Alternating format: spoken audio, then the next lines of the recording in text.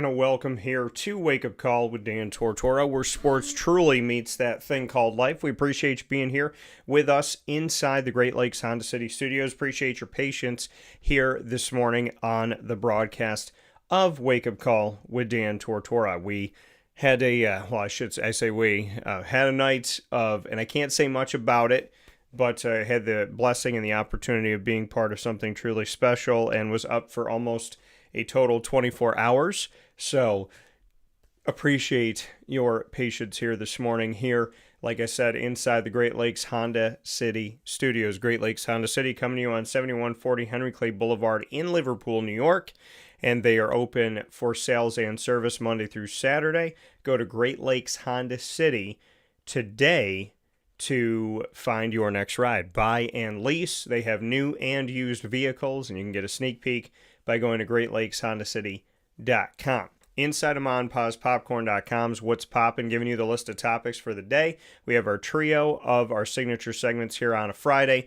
The Annoying Moment of the Week, proudly presented by Carvel DeWitt. Lead, Learn, Evolve, Ad-Lib, and Deliver, proudly presented by Chick-fil-A Cicero. Our Top Dog of the Week, presented by K-9 Kamp Dog Daycare, and I will be featuring my specials with the Navy Midshipmen head football coach Brian Newberry, with the team halfway through the season and currently 6-0.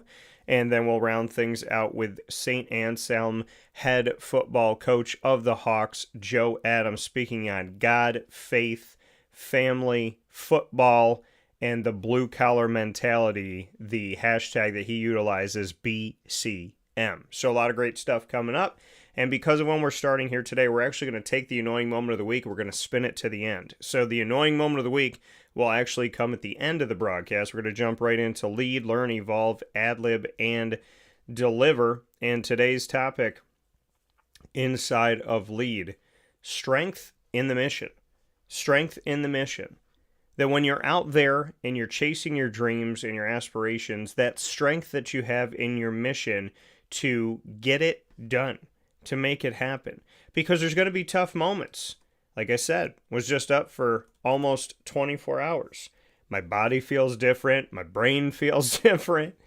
But you charge on through. You keep going. You keep pushing. Because there's strength in the mission, right? My mission to have my broadcast and to, in this broadcast, share positivity with you, share goodness with you, see how you're doing, hope that you're doing well, be there for you, meet you where you're at. Strength in the mission. I'm not just here to talk about sports. I'm not just here to, have a discussion where we just throw some stats at you and this and that. Here on Wake Up Call with Dan Tortora, my mission is to help you to handle whatever's going on in your life today. Right? That's my hope and that's my prayer, is that I can meet you where you're at, make you laugh, make you think, right? Have a good conversation, help you to charge forward when things are tough, to take a deep breath and to help you have that moment, right? Growing up, people listen to talk shows that are seeking advice, right? That are seeking a release to get away from maybe whatever's going on in their life. And so I understand that when I'm broadcasting. I understand that I'm in a place where I'm trying to, I think about it and I've been there, right? When you're sitting in the cubicle and maybe this isn't the place you want to be. Maybe these aren't the people that you want to be around. Maybe this isn't the hope and the desire that you had. So the strength in the mission to listen to the show today and to help you light that fire, right? Help you to find that job that is rewarding, that is the place that you want to be. I was talking with people about this recently, that when you're doing what you love and loving what you do, you'll strive, you'll push on forward, right? You will stay up 24 hours, right? You'll travel in the middle of the night. You'll do whatever it takes because you care about it. And I said this a long time ago. There's a big difference between I love it and I think I love it. If you love something, and this could be a person, this could be a place, this could be a job, this could be an aspiration, a dream. But when you love something, You will do whatever it takes. When you love something, you'll get knocked on your butt and you'll get back up again. You'll keep moving forward and you get stronger and stronger in your mission to achieve whatever you're working toward when you love it. If you think you love it, well, that's the rude awakening moment. When you get knocked down and you think to yourself, this relationship isn't worth it. This job isn't worth it. I don't like this. I don't enjoy this. I don't appreciate how I'm treated. I don't like this environment. So I said that when I was speaking at Johnson College years ago on entrepreneurship and business, and shout out to Roseanne Martinetti who gave me the opportunity to do it. I talked for like an hour and a half. I finished. I felt like I was all over the place. I didn't know if I had really brought a good message, a central message. And as I stood there and the teacher was talking at the end, I said, I'm sorry, but may I just say one more thing? She said, sure. And that's when I said, you're going to realize in life the difference between I love it, like I truly love it, or I think I do. Because if you love it, nothing will stop you. But if you think you love it, everything will. Because if you think you love it, I might. No. That's how you realize your mission. That's how you realize what truly matters to you. When the adversity strikes, when you get knocked down, do you want to get back up? When you're exhausted, when you can't think straight, when you don't feel like yourself, are you still getting after it? Are you still doing it? Are you still pushing forward? Can you still be proud in your weakest moment when you're going after what you really care about? And that's why I tell people, live your passion. Don't do it for the money. Yes, there's bills to pay, but there's a reason why God doesn't allow money in heaven. He doesn't allow Ferraris in heaven, right? You can't buy your way into heaven. You can't cheat your way into heaven. You can't barter and trade your way into heaven. Your currency is your soul. It's how you treat people. It's how you treat yourself. So to me, don't live a life after the money. I'm not saying don't work hard and do the things you need to do. And I'm not saying that it's easy, because it's not. But they say so few people do what they actually love. And that makes me sad. I don't want to talk to people on my show here on Wake Up Call. I don't want to talk with you while you listen and you don't like the person you woke up next to. You don't like the life you have. You feel suffocated. You don't like the place that you are, what you're doing. If you're 47 years old and you want to be an astronaut, then why are you at a bank? Well, Dan, this is just what my life... No. You think that God's up in heaven going, yeah, this is what I want you to do. I want you to be so far from your dreams and aspirations that you just literally wake up and clock in, do it, clock out, go to bed. Wake up, clock in, do it, go to bed, clock out, go to bed. And that's... I feel like so many people do that. And like, Dan, you don't get it. I have a child. Dan, you don't get to have this. I have that. Yeah, well, if you raise that child right and that child loves you dearly, they're going to appreciate every sacrifice you made, but they're still going to want you to be the astronaut. You know, my mother wanted to be a flight attendant at 18. And she had me at 30. And my mom worked in a bank. She was good at it, good with numbers, worked in sales, did a bunch of different things, but she wanted to be a flight attendant.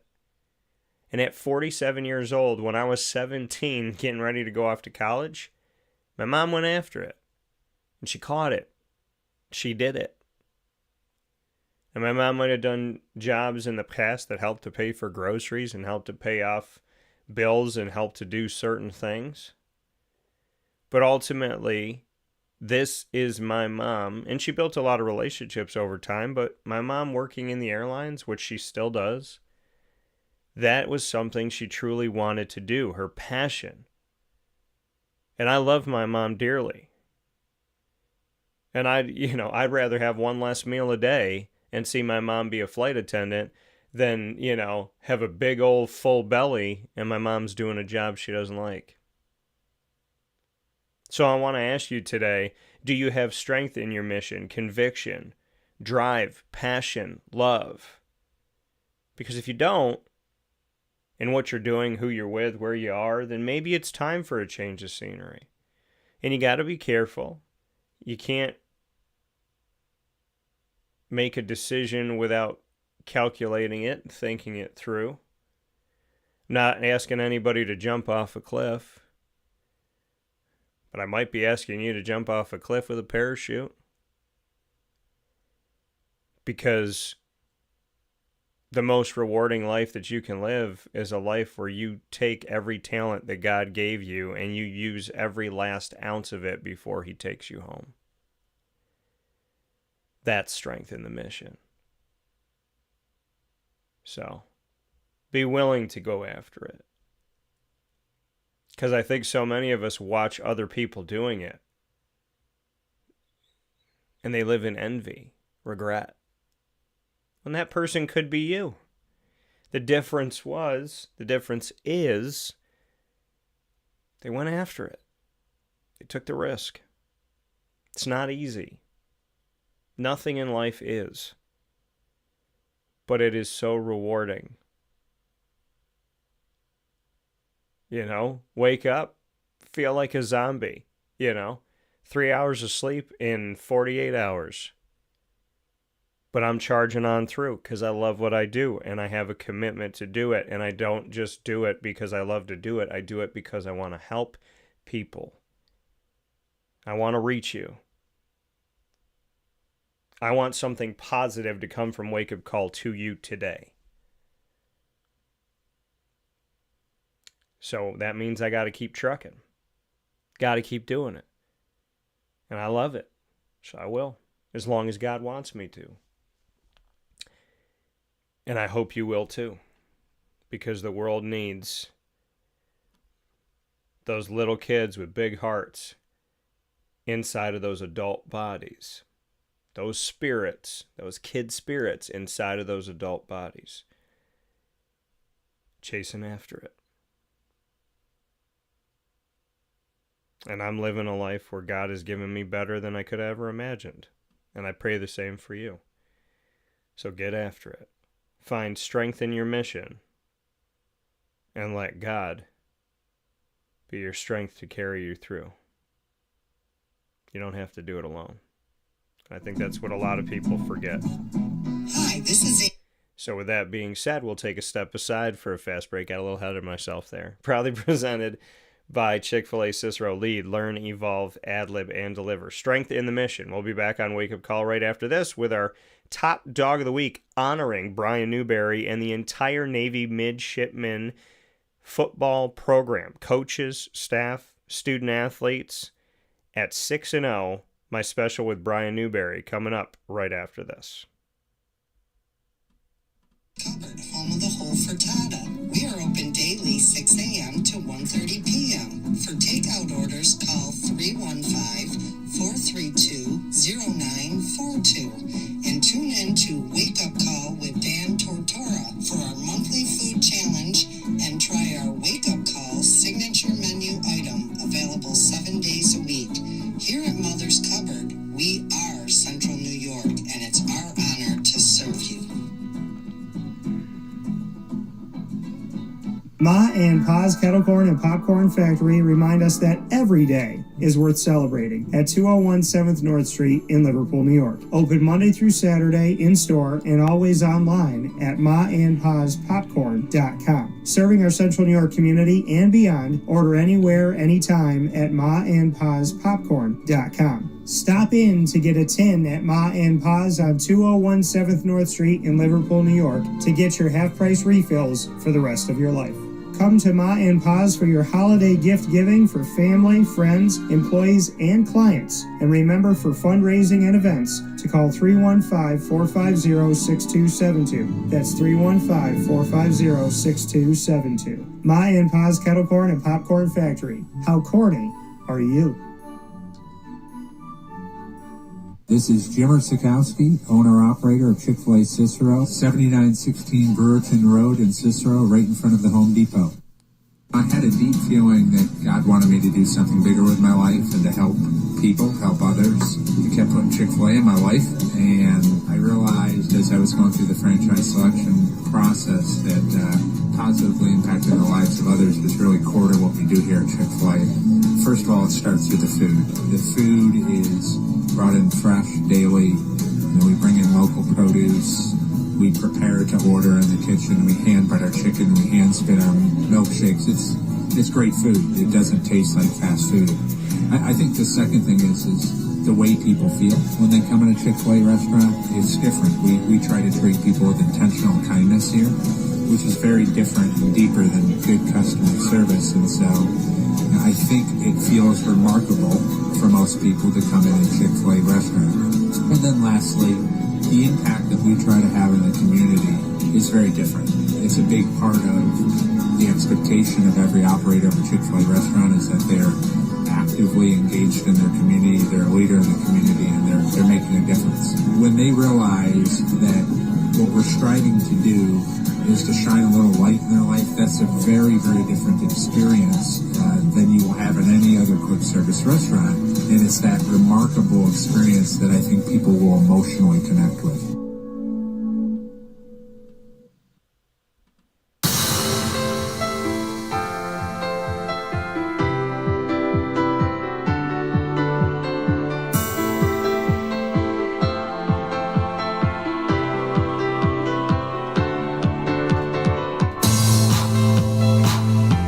Welcome back here to Wake Up Call with Dan Tortora, where sports truly meets that thing called life inside the Great Lakes Honda City Studios. This gentleman doesn't know it, but he's on the screen with me, and he is, and the team together is, because I know he won't let me just give it to him, they are my top dogs of this week, proudly presented by K-9 Kamp Dog Daycare. The Navy Midshipmen 6-0 halfway through the season and undefeated. They are the top dogs of the week, celebrating them. And you know I released my top 25 up against the AP and the coaches poll, and Navy's in mine because they should be in theirs. So with that being said, Brian, how are you? Doing great. I appreciate you having me in the top 25 in your poll, man.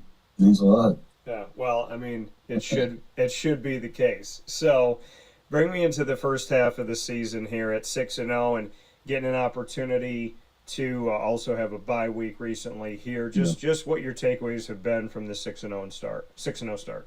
Yeah.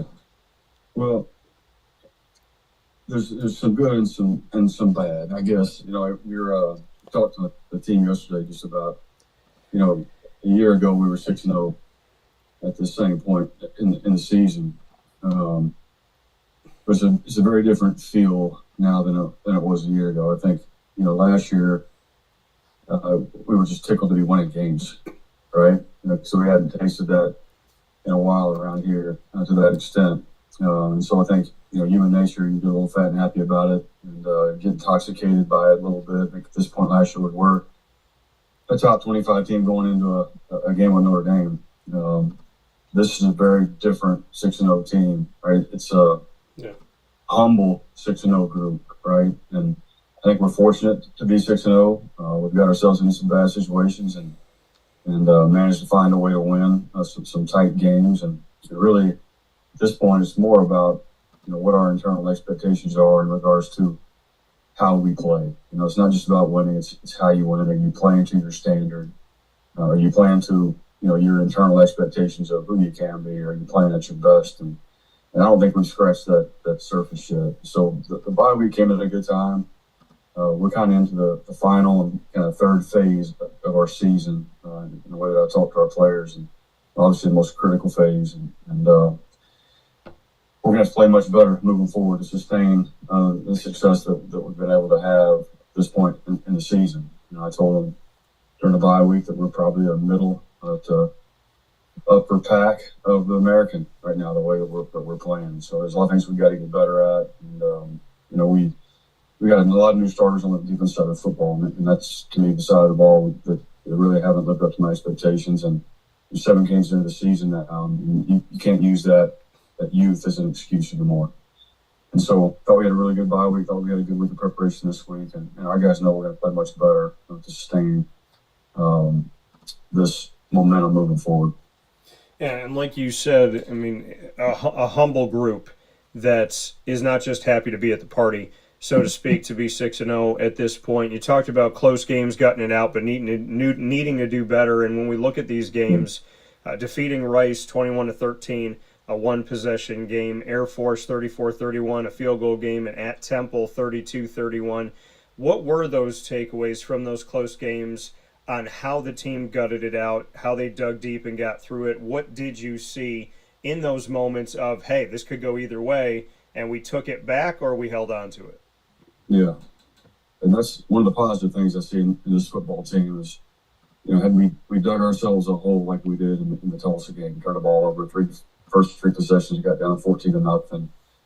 Had we dug ourselves a hole like we did against Temple, being down 17-7 at the half and playing about as poorly as we could, I don't know if we would have found a way out of that a year ago. I don't know if that belief was there, but I've been really pleased with our ability to overcome some adversity. A lot of it's self-inflicted, which happens, but we've got tough kids, we've got resilient kids, and the difference, I think, in this team and last year's team is the expectation to win, the belief that they're going to win, that they're going to find a way to win. I think that all goes back to the process and the work that they put in. I said this to you before. I think we talk a lot about deserving success. It doesn't always mean that you get it, but that allows you to go out and play with the confidence that you need to play with, feeling like you deserve it, and being able to go out and cut it loose. And at the end of the day, it comes down. Our kids play really, really hard, and if you watch this, we play hard. We've got to execute at a much higher level than we have, and that's got to be an edge for us. It should be here at the Naval Academy. And so, if we can match the way that we prepare with the way that we execute on Saturdays, we'll have a really good football team. Yeah, and looking at kind of what is to come and whatnot, there's two teams left on the schedule, and I know you go game by game, but looking at the fact that South Florida and Memphis are both on this schedule, and Memphis was the first team to be 6-0 in the country, first team to be bowl eligible, and South Florida started off the season playing 3 top 25 teams and beating 2 of them. What can you say about the strength of the American this season? Man, you didn't mention North Texas. Right. The other day football team, yeah, as well. And you look at, this Florida Atlantic team is a good football team. They're a dangerous football team, and they've gotten better every week. And I think their head coach Bryce saying some of the same things that I'm saying about just the execution piece. When that starts to click for them, they're going to be really good. And so you look at the schedule, and including this week, in November gets really, really tough. And so we're going to have to play our best football. And we've said that all year long. Yeah. We talked about in the all season, November's for the real ones. And that's when you need to be playing your best football. I talked to our team yesterday about it's all coming together. All the hard work that's about to pay off in dividends. You just got to keep staying the course, keep putting in the work. And they have. And the way that they show up on a daily basis, it's important to them. They work their tails off. These guys care about each other. They're an unselfish group. And so it's my hope they can all come together in all 3 phases, and when you start to play an entire game that's clean and complementary, in all 3 phases. You spoke about 2 words, preparation and execution.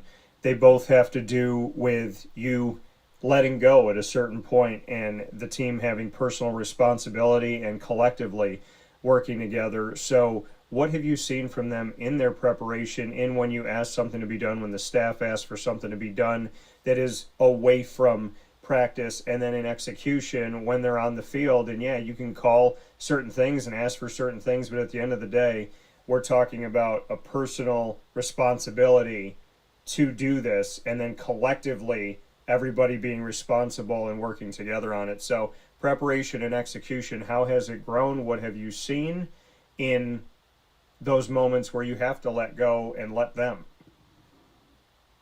I think one of the things about being here at the academy is the lack of free time. Anywhere else in the country, your players in your building off and on throughout the entire day, and so a lot of film study on their own or in small groups. Here we don't have the luxury, we don't have that time. So these guys have to when they're in our building and we're in meetings and we're at the practice field, these guys prepare as well as any group I've ever been around. The key is, all right, can you find time during your busy day here at the academy to take 30 minutes or an hour to do that stuff on your own? And I think our guys do a good job of that. I really do. They juggle a lot. We don't have them for as much time as most people do, and we do a lot, on both sides of the football. So we put a lot on these guys, and I think there's a fine line on putting too much on them. That's a line that we've been walking, the last several weeks. Took a hard look at ourselves as a staff, over the bye week, and are we doing too much? How much can we ask these guys to do and do really well, and do it with confidence? So these guys can go out and play fast, without fear of failure, with confidence and poise. And I think the thing we talked to them a lot about is trust, trusting your teammates. I think what happens here, a lot of guys want to do so well, they want to win so bad that they try to do something outside of themselves. They try to do somebody else's job, not sure if they're going to be in the right spot. So that's what we've got to do a better job of is doing our 111th as well as we can do it, and trusting that the other 10 guys are going to do theirs. And if we do that, we've got a really good football team. But that's kind of where we're at this point. I heard somebody talk about it. I can't remember the coach, and it makes so much sense. The capability gap, right, for us, and what our potential is and where we're at. And that biggest gap for us is that execution part of things, and that trust piece. These guys love each other. I think they trust each other. But when you get out on the field and live bullets are flying, and that's when you got to lean in on that ability to trust your teammates. And so we got to do a better job with that. And we got to help them as coaches too. Well, and you mentioned new faces on the defensive side of the ball. What have you seen from those new faces that have had to step it up?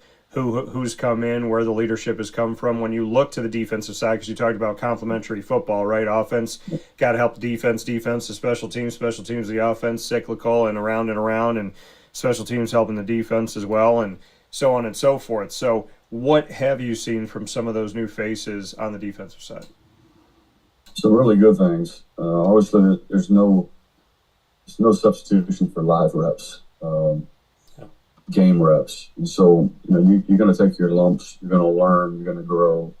And that's what I want to see. We're going to make some mistakes. We're not going to play perfect, right? But do we learn from those mistakes and are we better, moving forward? And some guys have done that and some haven't. Had to make some personnel changes and had to move some guys around and make sure we're getting our best 11 on the field. Made some changes on both sides of the ball these past 2 weeks that I'm hopeful they're going to pay off for us. And the Reds always do around here every day.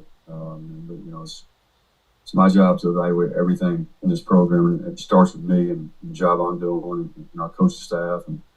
But we got to get our best guys on the field, the guys that are going out and doing exactly what we want them to do and in the way that we want them to do it. And we've got great young men in this program, and I've been pleased with a lot of the progress that we've been able to make. And offensively, Blake Horvath, somebody that I got to speak with going into the season, and someone that obviously nationally has gotten some love from last season, and hopefully some continues this season as well.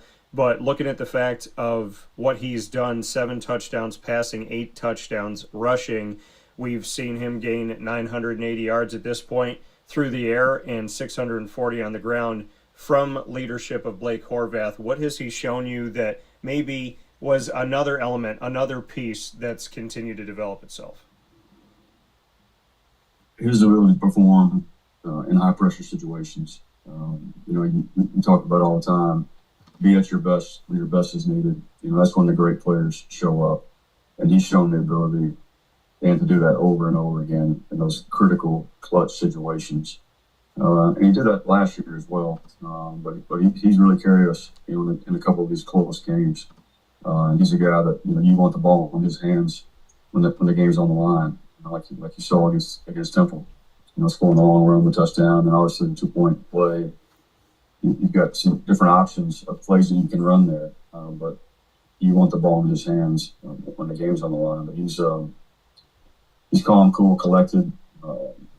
He's got a lot of confidence in his ability, and he's been special this year. He was special last year, and I think he's gotten even better. And I do want to show some love to somebody that we don't hear enough about, Nathan Kirkwood, your kicker. He has made every extra point he's attempted, and he's made all but one field goal this season. What have you seen from him in those situations, in those close games, when you need that leg to be obviously sending it through the uprights? Yeah, the last 2 games, he made 3 critical field goals for us, and the 48-yarder against Temple was big time. Really pleased with his progress. He's a much better player, much more reliable. I think he's got a lot more confidence at this point than he did a year ago, and we need him to have that, because we're going to have to rely on him.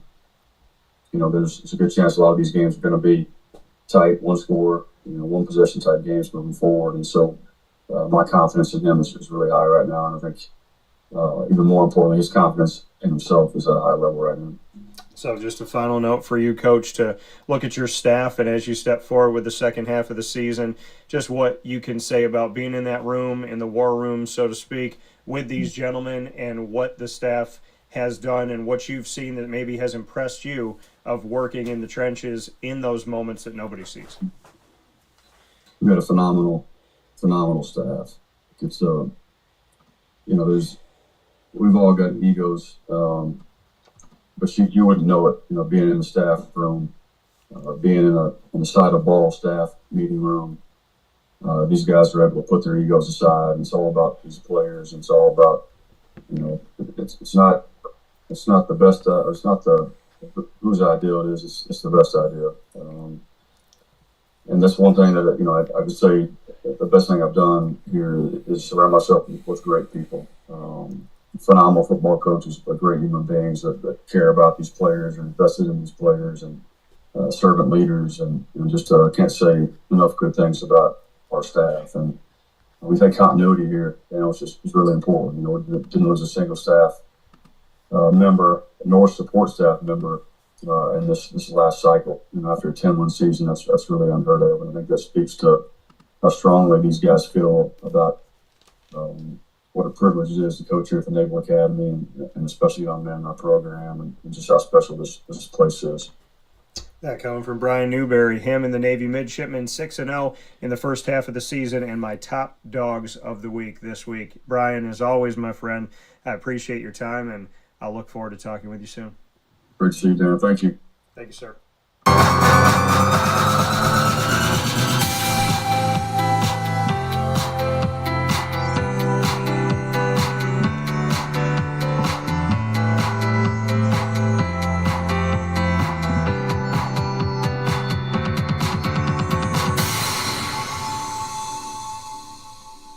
Avicoli's restaurant, located on 7839 Oswego Road in Liverpool, New York, has been serving our community for decades. Your place to go for home cooking on the corner of Route 57 and Wetzel Road is just minutes from Liverpool High School. And every single month, Wake Up Call with Dan Tortora is on site, on location, with Liverpool sports, student athletes, coaches, and administration telling their stories throughout the year. We look forward to seeing you on site at Avicoli's for their casual pizza side, their fine dining, as well as their bar. And of course, you can order online at myavicolis.com. That's myavicollis.com. For takeout, delivery, and catering, call 315-622-5100. That's 315-622-5100. Come on into the neighborhood spot, Avicoli's, open 7 days a week in Liverpool, New York.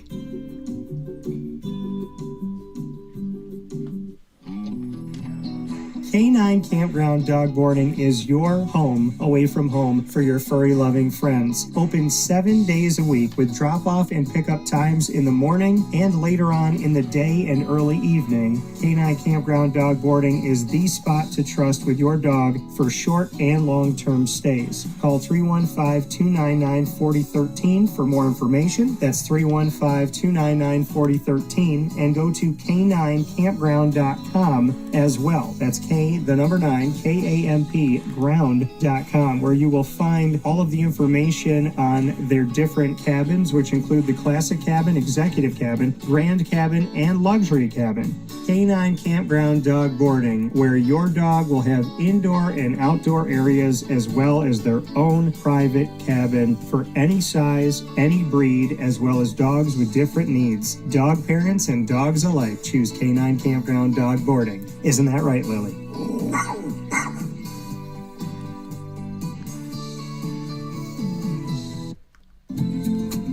Looking for your next ride? Look no further than Great Lakes Honda City, located on 7140 Henry Clay Boulevard in Liverpool, New York. Serving our community for decades, their new and pre-owned vast array of vehicles are available to you Monday through Saturday on site. To search from home, shop at GreatLakesHondaCity.com. Call 315-365-5576 to set up an appointment. That's 315-365-5576 for Great Lakes Honda City, 7140 Henry Clay Boulevard in Liverpool, New York. Great cars, great people, Great Lakes.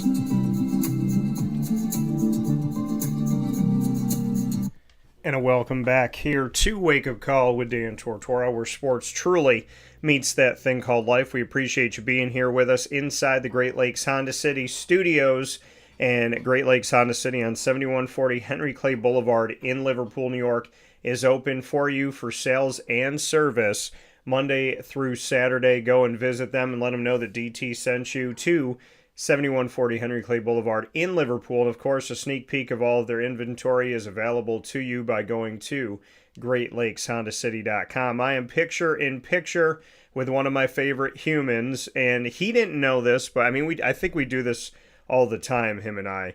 And so he reached out to me right before I reached out to him, and I was like, I want to have Joe on the show. It's been way too long, and we always love to talk God and family and football, and so he wished me a happy birthday, and I'm like, dang it, he got to me first. So with that being said, the St. Anselm Hawks head football coach of many, many years, Joe Adam, dedicating himself to this school, to this program, and to the craft of being a coach. I am so happy to be able to talk with somebody who cares so much, cares so deeply, is a man of his word, and works to do so much more than win football games, but to build good young men who end up being great people in society. So with that being said, Joe Adam is here with me on Wake Up Call. Joe, how are you? Hey, great to see you, man. It's been a long time, but the season gets hectic, but I've been watching you from afar, and I'm glad I got a chance to hit you on your birthday before you hit me up. Yes, I definitely appreciated it. You know, looking down at my phone and seeing it, and I'm like, man, he got me. So, but, you know, always good to talk with you. And when we always speak on things that go well beyond the X's and O's, and we'll do that today. For you, you know, you utilize the hashtag BCM, and we see it with everything, blue collar mentality. Just why that was what you wanted to embrace, how you wanted to describe it, to have a very simple 3 letters that we see on your social media, but for it to mean something so vast and big to you, and something that you can obviously utilize every season. Why BCM? Why blue collar mentality? Well, it's something that we kind of crafted, right before. Really, I give a lot of credit to Tim Lester. He kind of crafted it when we were together at Elmhurst. And then obviously when we went to Syracuse, and then when I was changing culture here, bringing this thing together, it's the fiber and fabric of who I am as a person. My mother was a blue collar lady, man. And so that's the only way we got through it, in our lives early on. And so we crafted this and what it means to be that, and what it entails, and what it means to be on the field and in the classroom and in your character and your work ethic. And it's a shared vision that we all are part of here at St. A's, and it's been the rallying cry for us for many years now, and it's really, really starting to come to fruition. Yeah, and you said that when you were with Tim Lester, this started to come up many, many years ago. Bring me into those initial days of BCM, the blue collar mentality, and talking about that with Tim, and just what that vision was, what you wanted it to look like, and how you've seen it grow over the years. So from that first moment, well, Tarantino will go from here back to there to get back to here. He came in with a vision. Obviously, he's a great friend and a great coach, and he's doing tremendous things at Iowa. And he came in with a vision and said, "Hey, this is how we want it to look, and this is what we want to believe in, and this is how we're going to have to do it here at this place."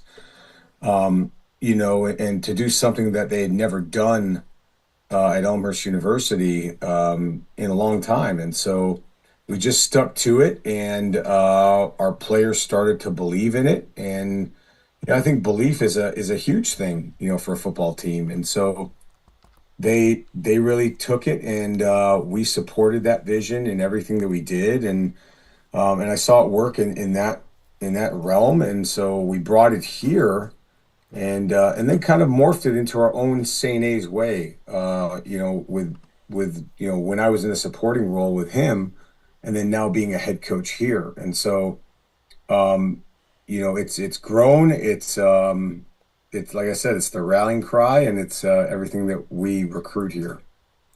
Yeah, and you mentioned your mom. You said, that's who she has always been, right? That blue collar mentality, and you said that you needed that. I know that you and I have spoken off the air about mom and just, her being that guiding light, North Star, and how does she continue to be that for you? How do you continue to bring mom into what you do every day? Yeah, she was a really hardworking lady, and she was very unselfish. We didn't have all the nice things that you would say in this world that are really nice as a young person growing up, but she always provided as a single parent. When my father passed away when I was very young, and so I learned a lot of that, through parenting and watching her, sleep on the couch a lot of times when we were, young kids, and finding a way, man. I'm sure there's millions of parents out there that are doing the same, man, to try to help their children out and to provide for their families. Those are the real heroes that are in the real world. And so, I just go about my business and, think about now that she's gone, but she's obviously looking down saying, "Hey, would my mom be proud of me if I was leading this way?" And, that's kind of what my one of my daily barometers is as a leader of this team. And like you said, would my mom be proud if she saw me leading the way that I'm leading? So when you do have those crossroad moments and you're trying to figure things out, those moments where people say, how do I know I'm going in the right direction? How do I know I'm doing the right thing? Or sometimes it feels like the fork in the road, that the roads are so close that they're not as split as people think they are, but it's like a hair of difference, and it's like, am I really going the right way?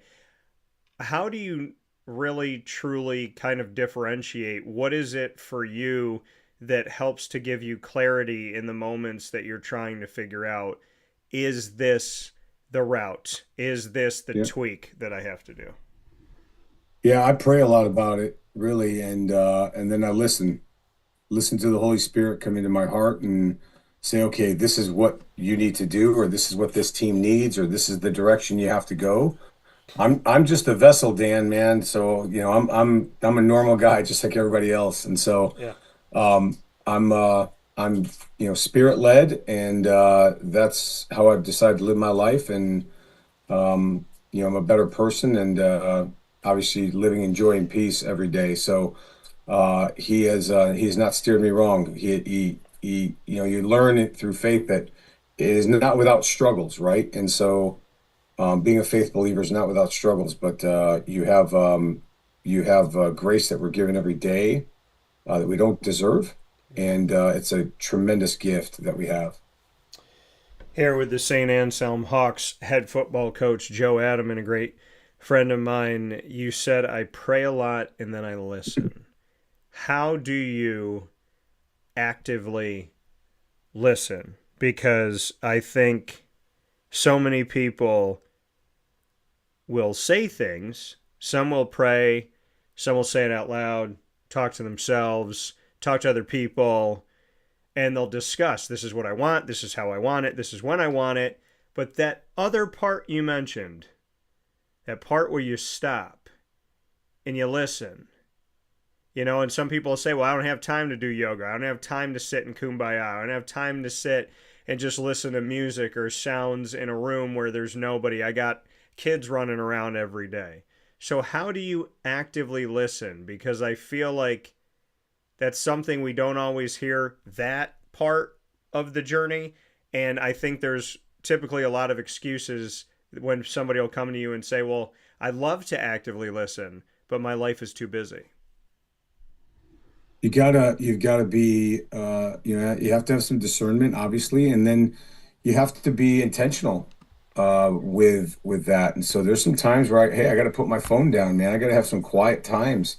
I got to go for a walk. Yeah. I got to be still, which is hard for me because we're rocking 80 plus hours a week here at St. A's. So, it's hard for me too. But I do believe this, like, faith in God is not a vending machine. It's not go there when you need it.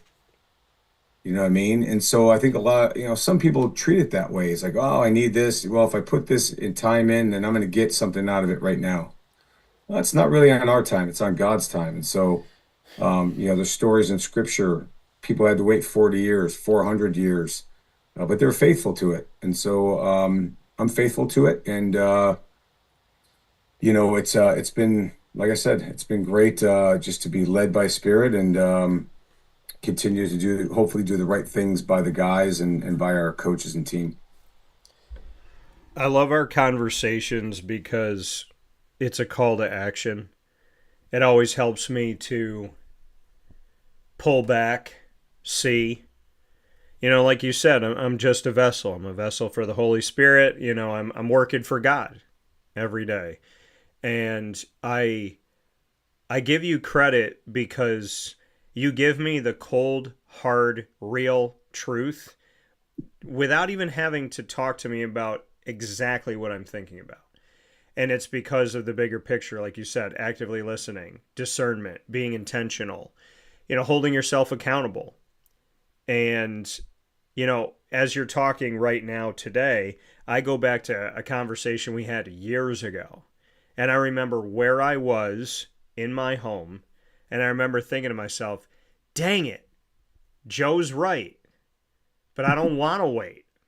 And I don't want to have to go through all this stuff. Yep. But he's right. I remember it too. And there's other moments, so many, where I was going to call you and complain about the same thing. And I'm like, don't, because he's going to tell you the same thing. And you're going to be like, dang it, Joe. But you know that it's right.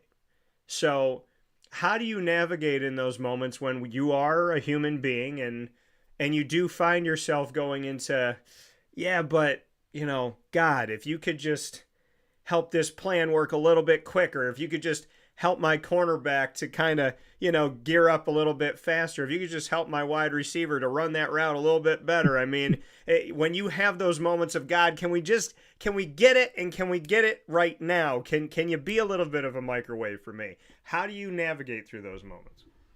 Yeah, I like you said, I'm human too, man. It's just, it's continuing to pour into your faith and learn the biblical way. And I'm not perfect, I use bad language. I do all these, we're all sinners, man. We're saved by grace. And, I think coaches are people of second chances. I'm a little bit probably more forgiving than I was, 15, 20 years ago. And that's the transformation in me. Try to see the good in everybody. Yeah. And understand that we're dealing with 18 to 22-year-olds who have struggles, and they have, social media pieces, and, they maybe look at things and idolize certain things that, that young people do, and just trying to speak life instead of speaking condemnation into people. And so, pray for people, and hopefully that they'll turn away from their bad ways and take up their good ways. And so, But that's what we're doing, and whatever obstacles come our way, they're there for a reason. Like right now we have in the long term and short term IR, we probably have almost 40 players on that list. I mean, it's like a mass unit right now. We've had over 13 surgeries that are season ending. There's not many teams that can make it through that adversity and do what we're doing right now. So it's a credit to our players.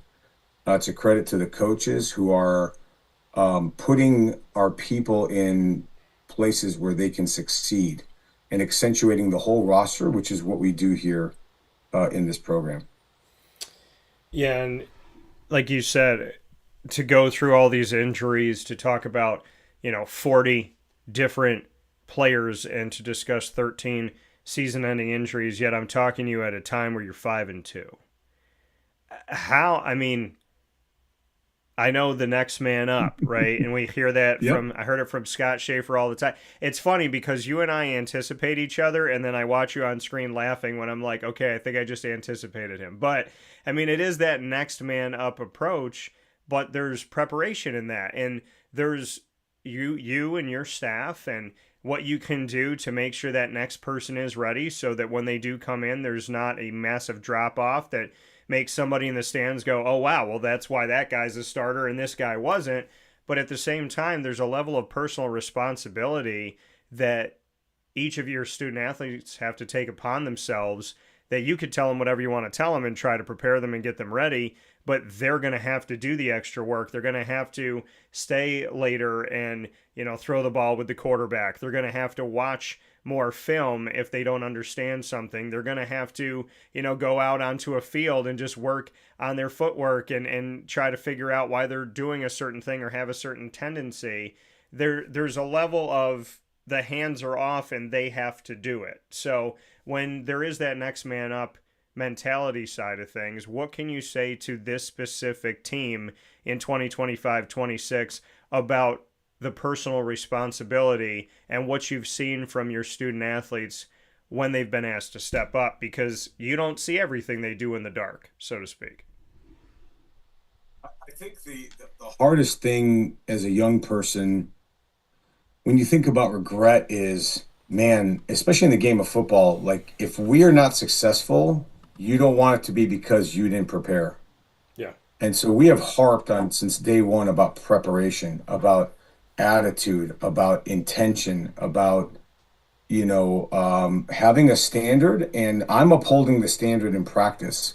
Like if it's not what I think it should look like, or if it's not what it is, trust me, I let everybody know. And so that's not popular these days, but you know what? It's effective. And we have a standard that everyone is supposed to meet or exceed. That goes for me, that goes for coaches, that goes for players. And at the end of the day, like when we leave the field, we're all like, "Hey, man, we've given everything that we can in this 2 hour block, to set me up for success." We had this case here. It happened last week. Our middle linebacker was out due to injury, and we had a backup middle linebacker rolling his first start, and he was a little bit nervous. And I said, "Man, I believe in you. Like you can do this." Try to give him as much as he could withstand throughout the week in preparation. And kudos to him, man. He goes out, gets 3 sacks, 8 tackles, and is the defensive player of the week in the conference. And that's just preparation meeting opportunity. Yeah. And so nothing that I did as a coach, but that's just what he did. And so when you have success like that, I think it shows it to the players, and the players can be like, "Hey, like, man, this is awesome. Like, this is happening. It's real time. You have proof of it." And then they can go from there. Yeah. And like you said, I mean, to see it come through the way that it has and to do what you've done in this season that you've done it, I mean, you have fun. And what I love is after a game and the team win, and you've been doing this for years, you get a team win and you got the giant team selfie and you're always with it. And I feel like, when you say you don't know in your life certain things that like God may move you in a direction and you're like, I don't know, should I go down that? One of those was me saying the word selfie because I fought God on it for a long time. But but you take these I was like self-portrait, but it's too long to say. So There you go. but you take these pictures with the team and you look like a kid. You look like I mean, if people see your face in these pictures, you look like you're not higher than them. They're not higher than you. There's nobody lower than anybody else. It legitimately looks like you're going to take that picture and then you're going to jump up in the air and crowd surf with your student athletes. Just bring me into those moments, those celebratory moments, because the capturing of it, the still shot of it, looks like you all really love each other. You all really are in this together. And it's like, hey, we ride together. We're going to do this thing together. We're going to keep fighting. So bring me into the essence of the moment that goes beyond the still shot that we see. Yeah, I mean, it's our group, man. You know, it's like we're connected. It's not a surface level thing. They know I'm hard as heck on them, but they know that I love them. And you know, that word love comes with you know some tougher moments as well. And some, you know, some accountability. And so they know that, you know, I'm holding myself accountable and I'm holding them accountable. And so, but I also preach like life is too short, man. We got to celebrate every single small win. Like it's hard to win in college football, man. It is really hard. And there's places that are harder than others. And so celebrate every victory. And that's why I get everybody in the picture. Like, I don't care if you're dressed, non-dressed, starter, backup, like everybody is in this. Everybody is involved. Everybody has a role. Everyone is uniquely gifted. We need everybody's energy to keep the engine going. That is St. Anselm football. Everyone is important. All 123 players that I have are important. I don't care if you're hurt, not hurt, starter, backup, special teams, look squad, does not matter. Everybody is involved. And so I got in this business to coach people, and I love the camaraderie. I love the hunt of the game, the chess match that goes on within the game. And you know, when you come out successful and you see your plan come to fruition, hell, that's a heck of a moment, man. And you talked about getting into this and why you got in and just wanting to coach people, help people, bring them along, get the best out of them. But you've done something that we rarely see. And that, living in this microwave society that we live in, you don't see a coach stick around. You don't see a place invest in their coach for a long period of time. You don't see a coach invest in a place for a long period of time. Yet, here you are. And we're looking at a decade as you were named head coach of St. Anselm on April 19th of 2016. So why, on your end, on what you can control, why pour into this school, this institution, the Hawks specifically, when it seems like people are always looking for what the next opportunity is going to be? You have done something that I love, which is you told me you were going to build something. You were going to create something. You were going to really work hard at it if you were given the opportunity to do so, to be there and to have the time. You were going to take it and make it what you want to make it.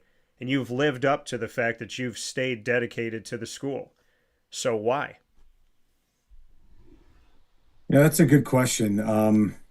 I think it obviously I'm a really blessed person. I'm not motivated. I'm motivated by different things, I guess now. I'm not motivated by stature and money, to be very honest with you. You know, we have really good people here. I love our team and our coaches. I love the church I go to here and our neighbors.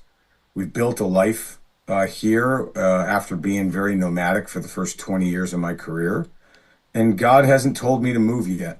And so when he does, then that's when I know my appointment is up here. And so really started with tremendous support from Darren Montgomery, who's now down at Lenore Ryan and is a good friend of mine. And I couldn't have been here without his, you know, him reaching out and just give me an opportunity to interview for the spot. And yeah, it's been such a rewarding journey. Like one day when I get a chance to breathe here and I'll step back and look at this and say, man, like, look at what we built. Look at all the men that have graduated from here. Look at all the great husbands and dads. Look at all the people that come back to campus. Look at all the people that have been led to faith. Look at all the respect and admiration that we have on campus. Those are things that are going to be really important when this appointment is over, whenever that day is. And so, I'm extremely, like I said, I'm extremely blessed, and it's been a great journey for me, and I'm excited to see how we finish this season, and then what is to be ahead. And when you speak about the journey for you, I want to take you back and take people back here, because you came in with more than 2 decades of experience and now have a decade at St. Anselm. And to me, that doesn't make any sense, because I feel like it makes you sound old and it makes me sound old, but in reality, it probably feels like it's flown by in a way. But you were at Grand Valley State with the Lakers for NCAA Division II and won 2 national titles. And you were working with Brian Kelly, who became the head coach of Notre Dame and is now the head coach of LSU. So bring me into, because you are a head coach with NCAA Division II football, what the takeaway was of those national titles, what type of competition, and because you've seen every level, you've seen NCAA Division I, Yep. 2, and 3, so winning 2 national titles at Division II, just bring me into that and what you saw from Division II that you have now experiencing all these divisions, what sticks out to you. And then I'd love to hear your thoughts on Brian Kelly, and if he's ever reached back out to you and said, hey, I got these great opportunities and you were a part of the ride to the national titles, so here's your stipend over the years. Does he give you a little royalty money is what I want to know. No royalty money, but what I learned in that as a young coach is, man, preparation, work ethic, resources, players. We had great resources, we had great players. That's the first start of this. This game is it's not about plays, it's about players. Yeah. And so we had tremendous top level talent. We had great glue people and glue guys. And what I mean by that is guys behind the scenes that were not the high notoriety fellas, who I respect the heck out of, man. And there's no way we could have accomplished that without those guys. You still need the talent, right? But you got to have a team. Those were great teams. We didn't beat ourselves, and we very rarely got beaten by somebody else. And I think that was a really good blueprint to learn as a young coach. And then the amount of preparation and effort it takes. There's a lot of places that would be like, well, we're more talented than a lot of teams, we can just roll out. That was not the case at Grand Valley State. It was preparation. It was watch every game, break every game down, sleeping in the office. It was a grind, man. But you knew why you were doing it, and you knew at the end this was the expectation. And when you walk off that field, every ounce of effort is worth it.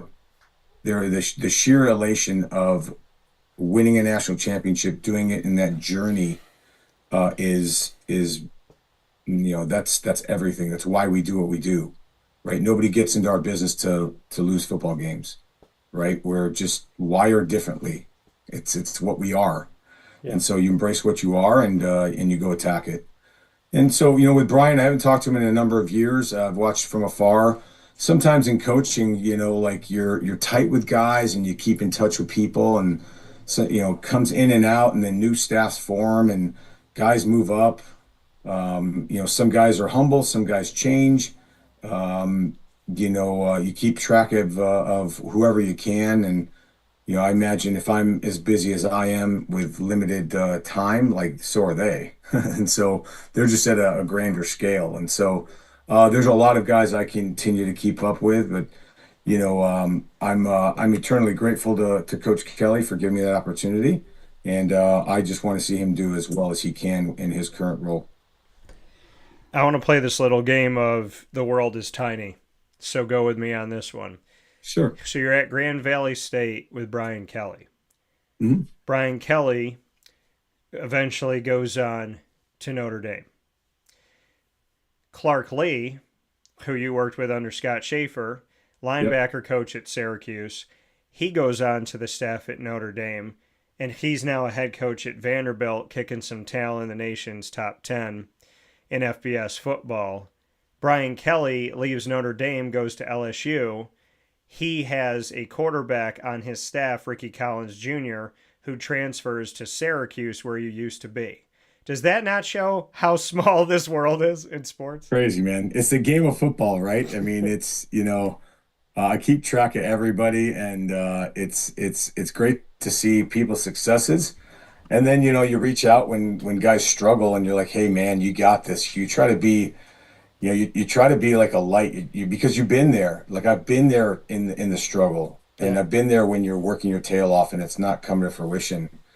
And you know what? Like that small text, that gesture from another coach that maybe you worked with a couple of years ago, you're like, hey, man, I really needed that. I sent a couple of those last week, actually, to guys. And, because I've been there. I know how they feel. And sometimes you just need a little jolt of energy and some appreciation to get back on, hopefully, the winning formula. Yeah. And I love that you said that because, I've received those and I've sent them too. Where it's just inside of you. Something, it's like you're thinking about a person, like, okay, call them, text them, go see them, do what you can, and have those words. Because I feel like we're always looking for those words of encouragement, but we have to stop and take that deep breath and say, like, yeah, okay, Joe's been here for me like 172 times. Let me send him something today. Let me just say, hey, man, you got it. Because in those moments where somebody crosses your mind and you don't know why, I feel like even more often now than ever, it's like send that message. Just send that like, hey, how you doing? Hope you're doing well. Or, God bless you, man. So proud of you. Because whatever God's put on your heart in that moment, like he knows what they need and you don't necessarily. But I feel like when somebody crosses your mind, you just do that thing. And I appreciate so very much that you're one of those people throughout time, throughout over a decade now, where you'll just shoot me a message. Hey, man, how you doing? What's going on? Happy birthday. Thought of you. Hope you're doing well. Saw the show, whatever it may be. Keep kicking butt, and I just feel like in those moments that you do it, I don't know, I would imagine that maybe you feel the same way, that it's like, I don't know why this person's on my mind, but I'm just going to let the Spirit speak through me, and I'm just going to send this message. I'm kind of just going to let my fingers go and not even think about it. And I feel like I catch myself in those moments of like, I'm getting in touch with Joe, this is what I'm writing, and I'm just letting it flow out. I'm not thinking about it. I'm just letting it be because for whatever reason, I feel like I need to do this right now.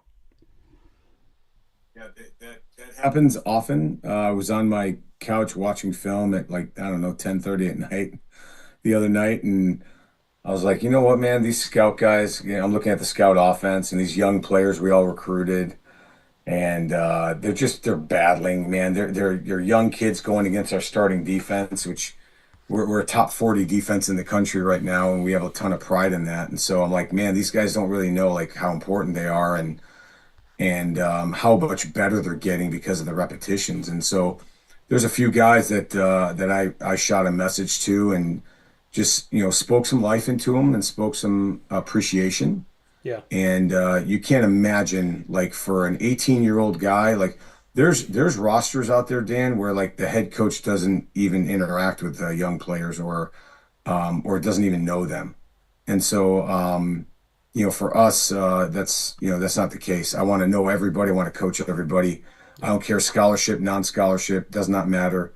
And so the response I got was like just a attitude of gratitude, appreciation, And it just spoke to my heart to say, hey, that was the right thing to do. And, coaching, right, is giving our players what they need when they need it. And I think that's the gift that God has given me. Yeah.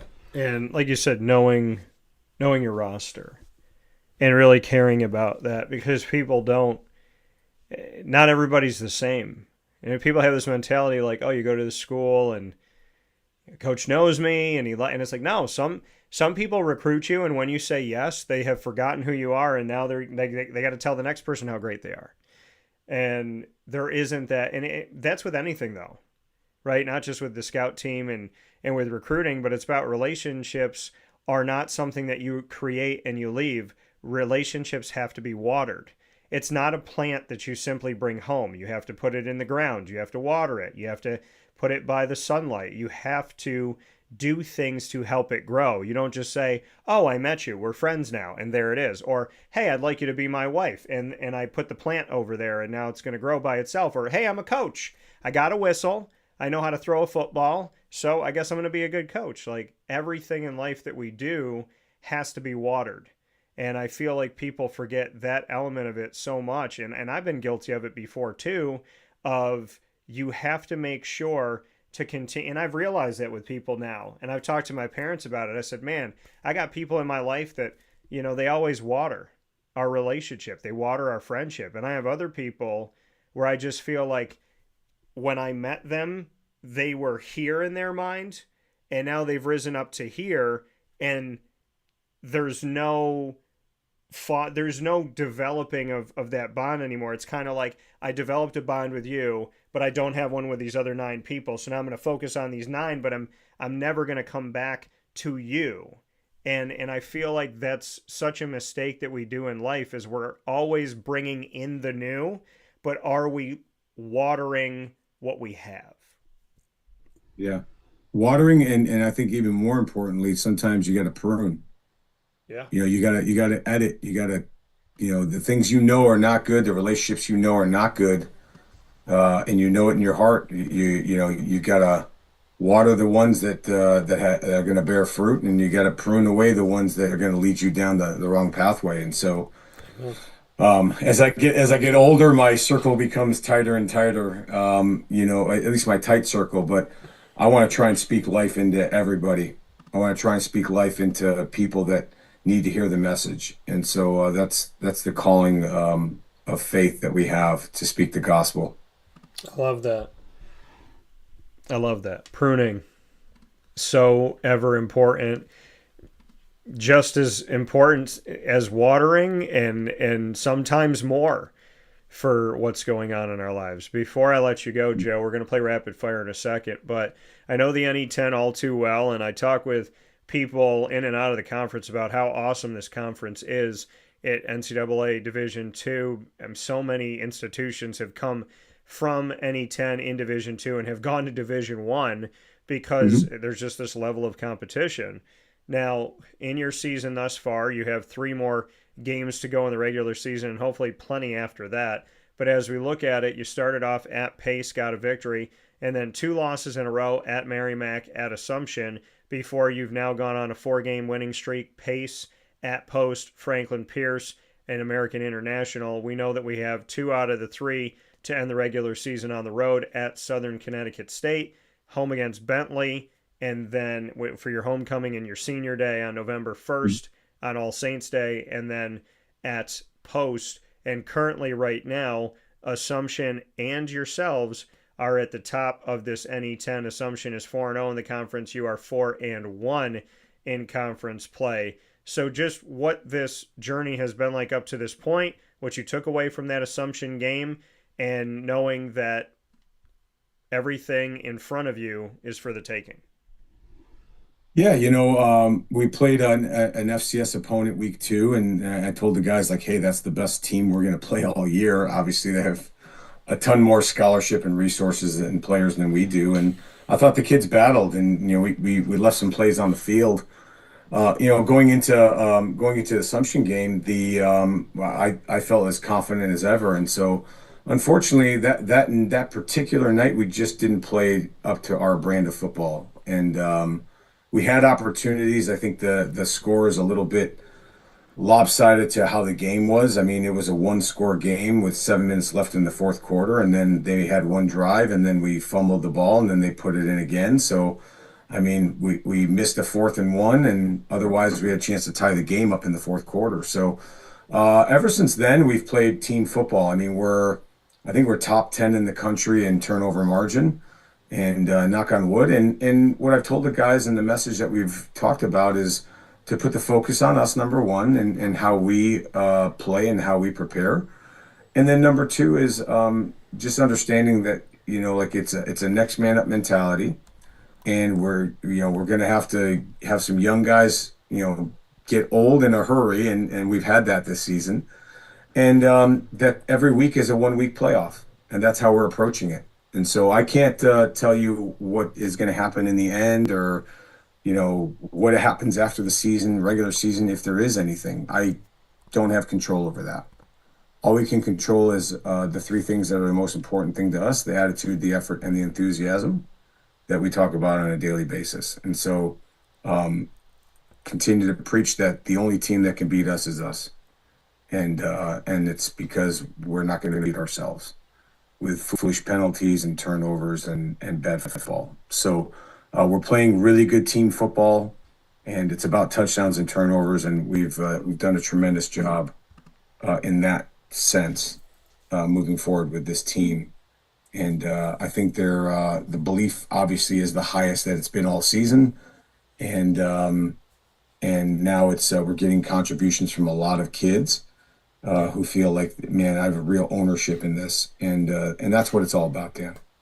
And I love that you put Merrimack on the schedule, former NE10 institution, and then went D2 to D1, and that you wanted them to be on your schedule and to have that test, I think is fantastic. And I love when coaches do that. I love when coaches are like, hey, we're not playing this game. We're not walking in this game going, hey, we're going to lose this game. And we're definitely not going to have an easy schedule, because I'm not a coach that wants to pad everything and then get to a postseason and look at us, how have we been tested this year? So I do appreciate the work that you're doing. And, like you said, minimizing your turnovers, what you've done defensively to be in the top 40 in the country is huge. It's amazing. And congratulations to it. And I know there's more work to be done. Let's play some rapid fire. I knew many minutes ago what my first question to you was going to be. I can't wait to ask it, but you get the first one. What do you got for me? Are you a fan of Halloween or don't partake in it? I've always partook in it, but I do it with looking up at God, saying, like, in no way, shape, or form will I ever honor, celebrate, or spotlight the devil or anything demonic. Sure. I'll dress up and I'll have fun, but I also really love All Saints Day, and so that follows. So I would say I've always wanted to partake with like a couple's costume. If I ever find that lady that would like do something funny and have a good time with me, but I very much stay away from the leaning toward just some spiritual false idol type stuff. Yeah, and just spiritual warfare stuff. I don't think people fully understand like what they're partaking in when they partake in certain things. Like, you're never supposed to open the door, and I feel like there's a lot of this calling, but I also think that Hollywood used to hide from it, and Hollywood is right out in front, like saying, hey, our door's wide open, all this stuff. And I've paid attention, and I think that people, I guess ignorance is bliss, but it's also dangerous. And I've seen in society, to kind of look at the bigger picture of things, that the devil is alive and well, and God is too. And you really have to think about what you ingest. Mm-hmm. My question back to you has nothing to do with that, but I have to ask it, and I can't wait to see your response. What does God say about smoking cigars? You know what? He put it on earth for me to enjoy amongst other millions of peoples every day. So, I was just talking about that with my wife. I'm like, man, I don't have many vices, but I do get into coach mode right before I go out to practice. So Yeah. I tend to take a daily walk for 45 minutes, try to keep my health up with some strength training every week. And so that is the time I get to either, listen to some music, take some quiet time, and it just happens to be with a cigar. So I appreciate all the folks out there. I've had parents. I got people coming to games, bringing me cigars now. I mean, like, hey, shout out to any cigar company that wants me to start working with them. I'm ready to rock and roll. You just shoot me up on Instagram. I'm saying there should be a Joe Adam NIL deal for all the years that have been brought into this. What's your next question for me? So, as winter is coming, and if somebody offered you a trip right around New Year's to a warm location, where would you like to go? Good question. I want to go somewhere I haven't been. So I would probably say, I mean, I have to go somewhere where the water is clear and I could just see all of that marine life that's around me. I want to go somewhere where there are dolphins and stingrays. I'm not afraid of stingrays. I'm very much like, I'm a person that believes if you are putting good into the world and you are following God, that nature's beings will respond to you positively.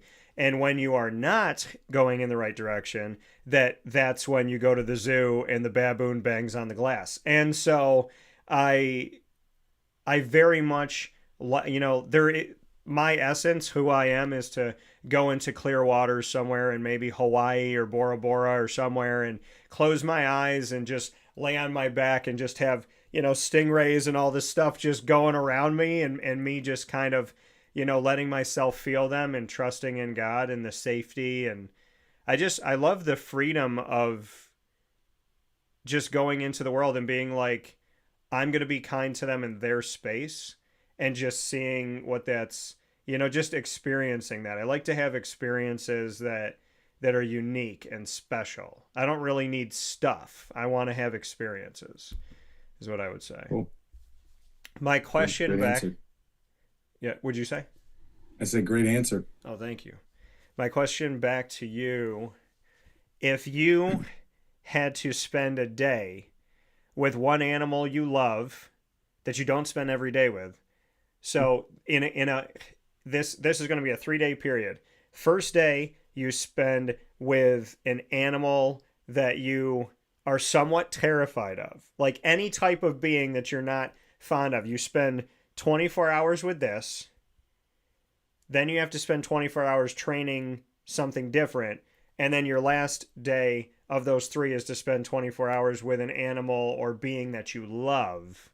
Bring me outside of humanity, the terrified, the training, and then the thing that you love. What 3 animals, creatures would be this for you? Well, I mean, I'm not a huge fan of spiders, especially like tarantulas, so that would be kind of terrifying.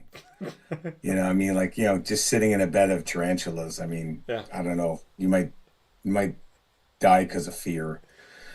And then the second part of your question again? Was what animal or creature would you train for a day? I've not seen one. I've seen one from afar, but like we're living in New Hampshire, like I'd love to see a moose and train a moose. Like these things are massive, huge antlers, like the whole thing. And then the last one is a bear. Because I think it'd be kind of cool to chill out and be in nature with a bear, and hopefully he doesn't maul you, and you can maybe help him go hunting or something like that. I mean, yeah. I think that the Spirit of God that you have within you, I would come out and see you and the bear, and he'd be holding a glass of scotch with a cigar, and I'd go, I'm not surprised. Like, genuinely not surprised. And I knew you were going to say spiders with the first one, by the way. Cool. So, Cool. What's your last one for me? All right. So if you had to make a new car purchase, what on the market or what is your dream automobile? I talked about this yesterday. I want a DeLorean. Nice. I want it to travel through time. And Yes. the coolest thing is my birthday is Back to the Future Day. So October 21st, when they say, "Where were you?" and they put up the October 21st, 2015 and the 30-year anniversary, I'm like, it's the 30-year anniversary of my birth. And Michael J. Fox taught me how to stand up to bullies in a way. And I want a hoverboard still. The things they call hoverboards are not hoverboards, and they shouldn't have allowed them to call them that. With no disrespect to the manufacturer, if it has wheels, it's not hovering, so stop calling it that. I still want Sure. a hoverboard. I told my mom around my birthday time, I was like, "Mom, I asked for that when I was 10 for Christmas. I'm still waiting." So, yeah, I'd say a DeLorean because I legitimately talked about it yesterday and I absolutely would like to be in a flying car. And I have to be with Doc Brown and Marty McFly or else I'm doing it Of wrong. course. Yeah, Of course. And the flux capacitor. that's right. Yeah, man. My question back to you, movie wise, who played their role so well that you believe them and you really think that they're a jerk in real life? Oh, man. Oh, I don't know many actors that are jerks, though. I asked it because, like, the guy who played Biff Tannen, you're like, he's got to be Yeah. so mean. He's got to be a get off my lawn type of human. So, Yeah, I can see that, but I thought I saw some other movies where I'm like, oh, this guy seems like he's okay. Um, you know, man, that's a tough question. And I'm a movie guy. We were just talking about favorite movies the other day in the linebacker D line meeting, yeah. and I try to show some of these things, and I'm dating myself because I'm like, raise your hand if you've never seen The Godfather, and like half the room raises their hand. I'm like, man, let me educate you guys. Here we go. So, hmm, I don't know, I'm drawing a blank here, man. Like, I, Like bad guys. I'm trying to think yeah. of bad guys. Like, maybe in your favorite, like, of your favorite movies, since you talked about it so recently, like, who's that person that you just thought, man, they play this so well that I can't, like, no matter what role they play, like, I can't unsee this of the movies that you like. Yeah. Hmm. I'm trying to think of like villains and yeah, nothing coming to mind, man.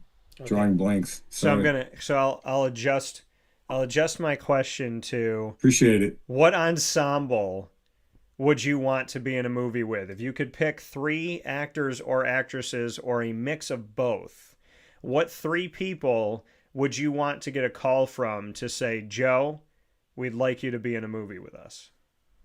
Probably Al Pacino be one of them. Okay. Um, I'd say De Niro would probably be another one. And the late Val Kilmer was a tremendous, tremendous actor.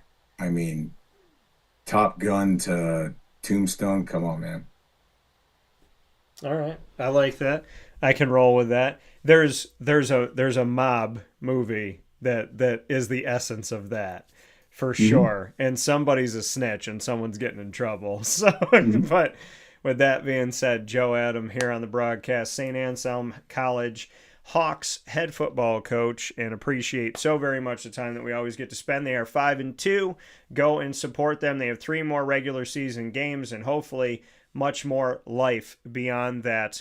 And for breathing life into what you do with God and having God breathe into you and then you to send that spirit on other people. The essence of that is what I appreciate the most. And I love our friendship. So let's make sure we talk again a heck of a lot sooner. But thank you for your messages. Thank you for your love and your support. And thank you for proving to me, even if I never see it with my own eyes, that bears also enjoy cigars. You got it, man. Thanks, Dan. Appreciate you. I'll talk with you soon. God bless. See you, bud. See you. With that being said, here on Wake Up Call with Dan Tortora, where sports meets life, we're going to take a step aside and wrap things. Well, we'll have the annoying moment of the week. Because remember, I told you we flipped it today because we started a little bit later. And so your boy was up for almost 24 hours in the alarm system. I was just very poor at it today. I'm not going to hide from that. So we will take a step aside for a fast break. My apologies again. And when we come back, we'll bring you the annoying moment of the week and wrap things up on Wake Up Call inside the Great Lakes Honda City Studios. In these unique times, there are those in our community that give us a sense of normalcy and positivity. Pizza Man on 50 Oswego Street in Baldwinsville has been here for you for over 35 years and is here now. Call 315-638-1234 or order online at pizzamanbville.com to bring those familiar tastes into your home. And remember to come see our monthly on-site broadcasts centered around the community and our Baldwinsville Bees. Pizza Man in Baldwinsville. Any way you slice it, they are always here for you.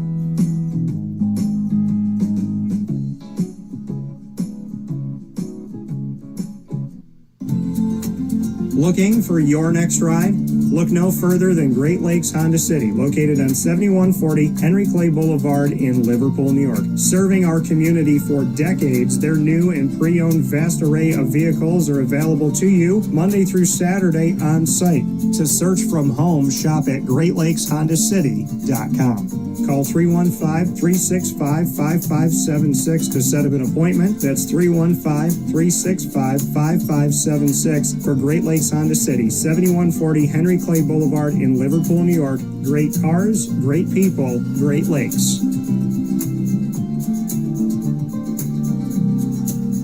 All right, you need to come out here and get yourself the Brooklyn Pickle. I was talking about this with one of my buddies. I was like, yo, there's no better sandwich in the state of New York than the Brooklyn Pickle. And now that I found out that they're going down to North Carolina, we are taking over your taste buds everywhere you are, wherever you're going to be. You need to get yourself out to the Brooklyn Pickle. Pinehurst, you just realized that you found yourself the best sandwich shop that you're ever going to have. This is a glorious moment. It's a blessing to your community.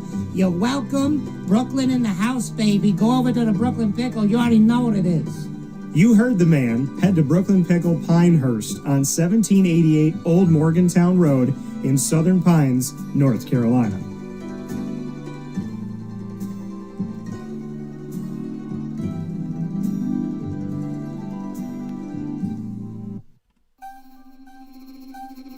This is Jim Dispenza, owner of Game Point Sports Complex.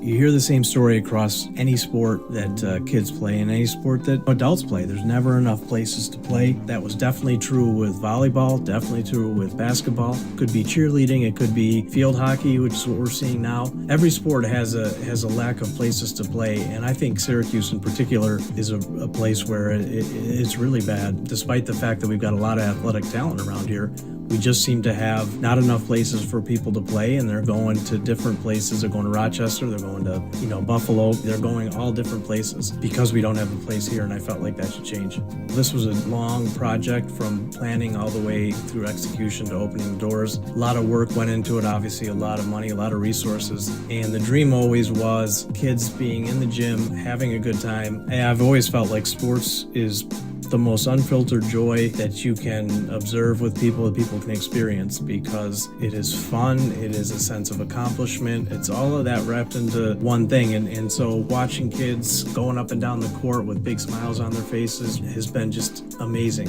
experience. I'm looking forward to years to come of that same thing.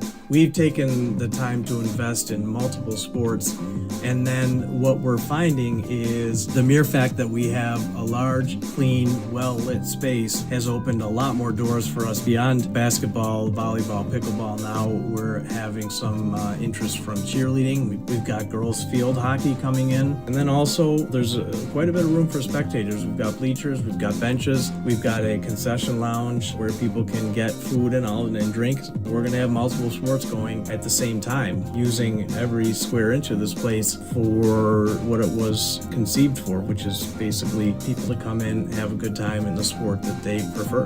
We manage each situation differently. Everybody has different ability to afford different things. Some are bringing 10, 15 people, some are just 2 people. I've had a lot of situations where it's a father shooting around with his son, it's a mother playing pickleball with her daughter or with her son, and then those situations come up and we work with people, and that's allowed us to have groups from 2 people up to 30 people and have some flexible pricing behind it. We're an organization that is here to work with the community any way we can, and I guess part of it is just making sure that we have the flexibility to put together a plan that makes sense regardless of the size of your group. So in order to book time, the best option is to go to our website, gamepointsports-syr.com. You can click from there and sign up for events, sign up for your own particular training, sign up for birthday parties, all of that.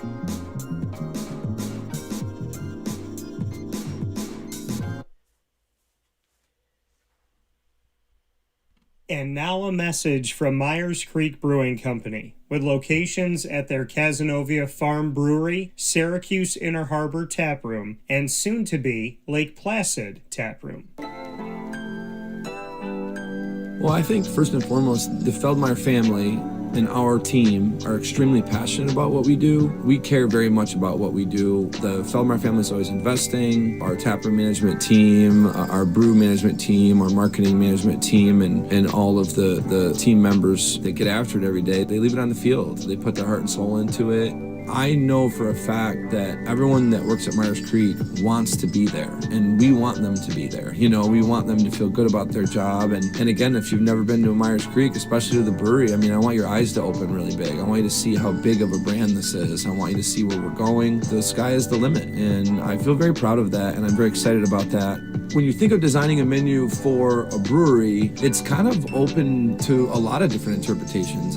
You can do American, you can do Asian, you can do Italian, and you just have to find, how that meets that pub style dining experience, that gastropub vibe. And I think it's super fun for us because obviously we know that, everyone in the world's going to sell a pizza or a burger or a French fry, but what can we do to be different? And what can we do to be true to who we are? We are a brewery, a brew pub. So the flavor profiles are kind of all over the place. And I think it's super cool that we have a massive smoker at the brewery in Cazenovia, and we smoke a lot of our products. A delicious smoked turkey. We have barbecue ribs on Sundays, from a pulled pork sandwich to a chicken wing. You go to the Inner Harbor and you go to the Kaz location and you'll find similarities in the menu, but also things that are a little different and also kind of fit those different demographics or different communities, and also hopefully just drive you to try every tap room that we have open at some point, because you get a little something different at each one. We understand how hard it is to, work every day and get after it every day, and when you're done at the end of your day, you want to go out and put your feet up in a good ambiance and good environment. So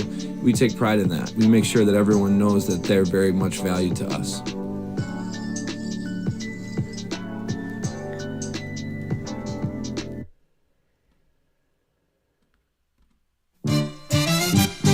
Dan Tortora proudly brings you... Is that for real?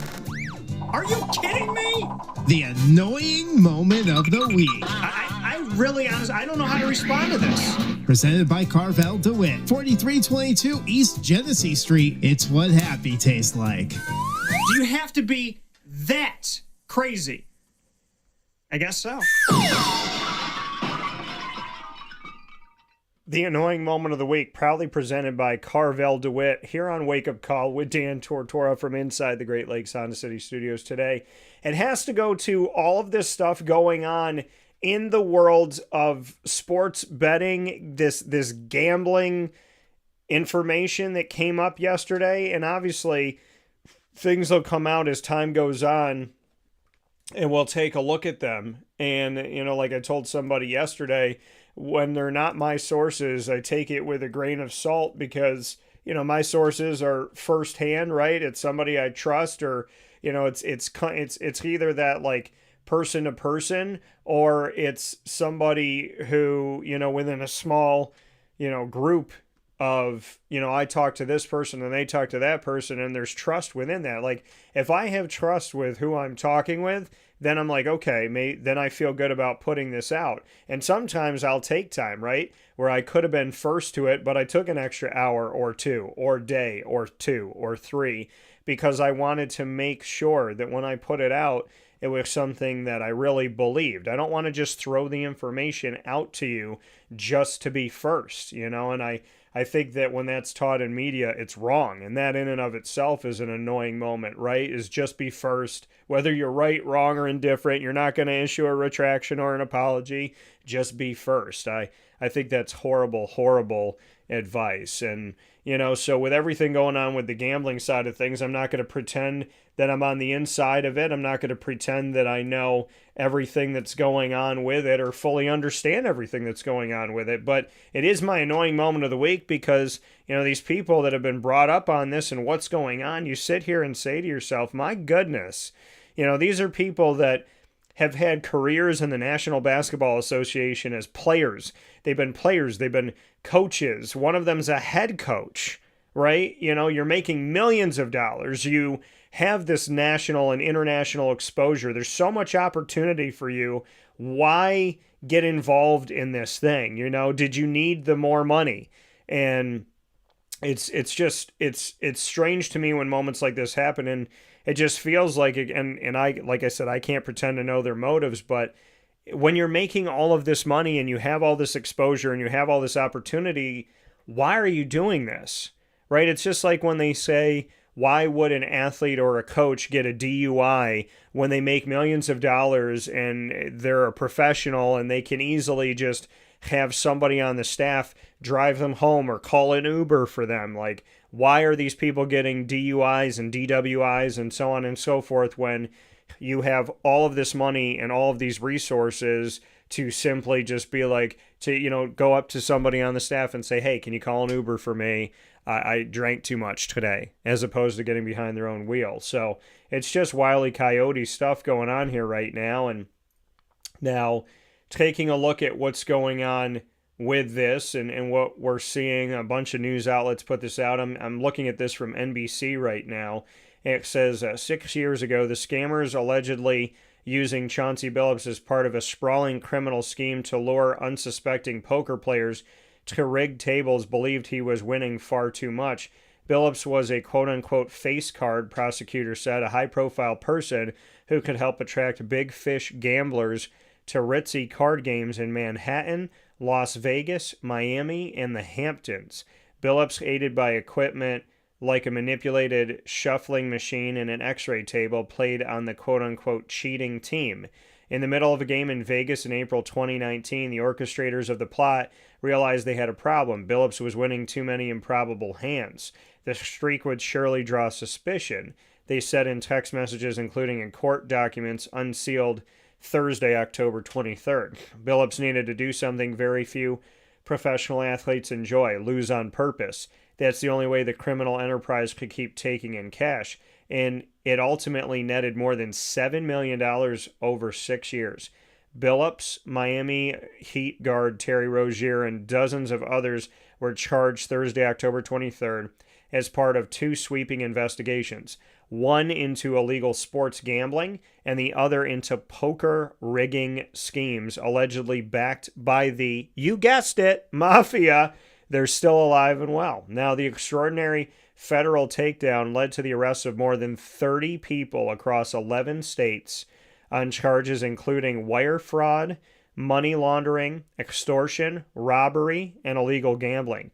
FBI Director Kash Patel said this at a news conference. The fraud is mind-boggling, referring to the alleged wrongdoing as a, quote, criminal enterprise that envelops both the NBA and La Cosa Nostra, end quote. He said the scheme involved, quote, tens of millions of dollars, end quote. Crazy. Now, the web of alleged criminal activity was laid out in two federal indictments that read like plot summaries. Now, taking a look at this, it's just crazy. It says officials say key roles were played in one case by members of the notorious Bonanno, Gambino, Genovese, and Lucchese crime quote-unquote families, as well as defendants with nicknames like the Wrestler, Juice, Big Bruce, and Pookie, which is my favorite name.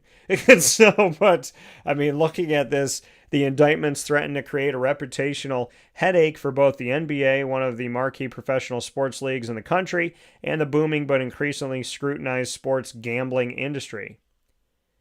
So, in a statement, the NBA said Billups and Rozier would be placed on, quote, immediate leave, end quote. I can't imagine that Chauncey Billups keeps his job through all of this. And Terry Rozier, right? I mean, you look at the fact that there's in recent history, a former Toronto Raptors player that bet against his team and was allegedly faking injuries and whatnot to try and affect things.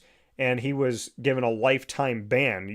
I would imagine that if he has a lifetime ban from the NBA, that those that are involved in a massive multi-state across the country sprawling enterprise of something the FBI has obviously been working on for a long time, I would imagine that those people are not going to be continuing their jobs if one guy who bet against his team has a lifetime ban from the NBA. So, I mean, it's sad to see because I grew up watching Chauncey Billups. You know, he was on my Toronto Raptors, my favorite team. Always have been, always will be. And, you know, he was a Boston Celtic, a Detroit Piston. And, so seeing his name in this just really, that hit me some kind of way. And, Terry Rozier, I mean, that name as well. And, Damon Jones was brought up on this. And so it's crazy. And, in Thursday's indictment, federal investigators accused Rozier and other defendants of breaking the law by exploiting private information about players to win bets on NBA games. Rozier's lawyer, Jim Trusty, that's funny, a lawyer with the word trust in his name, said in a statement that his client is, quote, not a gambler, and, quote, looks forward to winning this fight, end quote. So we shall see what that exactly looks like. And a separate indictment alleges Portland Trailblazers coach Chauncey Billups and others participated in a conspiracy to fix high-stakes card games. Billups' attorney is Chris Haywood, and he issued a statement denying the allegations, calling his client, quote, a man of integrity, end quote, and obviously making a joke about lawyers and trust. I mean, my dad's a lawyer. Obviously, I know that there's very good lawyers out there. They get a bad rap, especially in movies and just in how people talk about them in general. Now, regulating sports wagering has proven to be a challenge, and experts warn about the ramifications for gamblers who typically lose money. Professional leagues' own role in promoting gambling has raised eyebrows. So, sports betting is allowed in most of the United States. It's allowed in every state currently. When we talk about sports betting, it's allowed in every single state except for Alaska, Hawaii, California, which shocks me there, Texas, Minnesota, Oklahoma, Utah, Idaho, Alabama, Georgia, and South Carolina. It's going to be legalized in Missouri on December 1st of 2025. But we do have gambling all throughout the Northeast, Maine, Vermont, New Hampshire, Massachusetts, and Delaware, Maryland, Pennsylvania, New York. I think I said New York, but New York, as well as Virginia, West Virginia, Ohio, Michigan, Indiana, Illinois, Kentucky, North Carolina, Tennessee, Iowa, Wisconsin, Arkansas, Florida, Mississippi, Louisiana, Kansas, Nebraska, North Dakota, South Dakota, Montana, Wyoming, Colorado, New Mexico, Arizona, Nevada, Oregon, and Washington all have legalized sports betting. So now, sports betting is probably as old as sports itself. In the United States, legal gambling really took off in 2018. It's when the Supreme Court struck down the Professional Amateur Sports Protection Act, which bars sports betting in most states.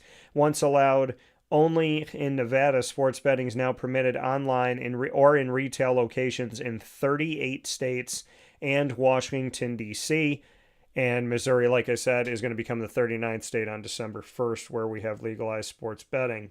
Experts say the biggest jump has been online through smartphone apps and platforms like DraftKings and FanDuel. Through the third quarter of this year, legal sports betting generated $10 billion in revenue, up about 19% from the same period a year ago, according to the American Gambling Association. Nice to know that there's a gambling association. Now, the industry argues that legal wagering generates money for states and can deter illegal betting. Major operators point to technology they use to monitor suspicious activity. FanDuel said Thursday's news illustrates, quote, the stark contrast between legal and illegal betting markets, end quote. Now, who benefits in all of this? There's plenty of money on the table, both for those playing or who place winning bets and the platforms that make it possible. The NBA and other sports leagues have also created revenue streams by partnering with sports books and reaping advertising dollars. Live game stats provided by leagues are key to the sports world relationship with the gambling industry.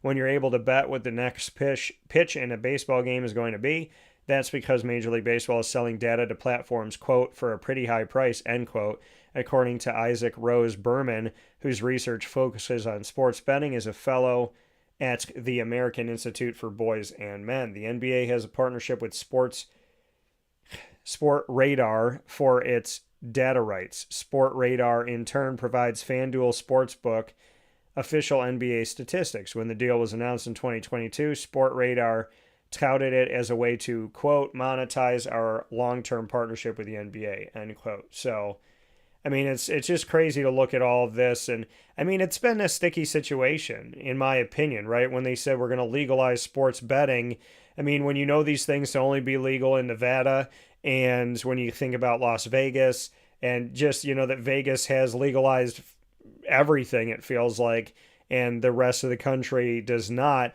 that you run to Vegas to, you know, kind of live in Sin City is what they call it, and to be a part of that. And I've just found sports betting to be a dangerous place to go. I know people get involved in it, but, you know, it seems strange to me, especially when you're betting on college games. And, you know, now conferences are putting out injury reports. The ACC has a new injury report that they put out now, which, you know, I feel like that is used in betting as well of doing this. So it's just crazy here.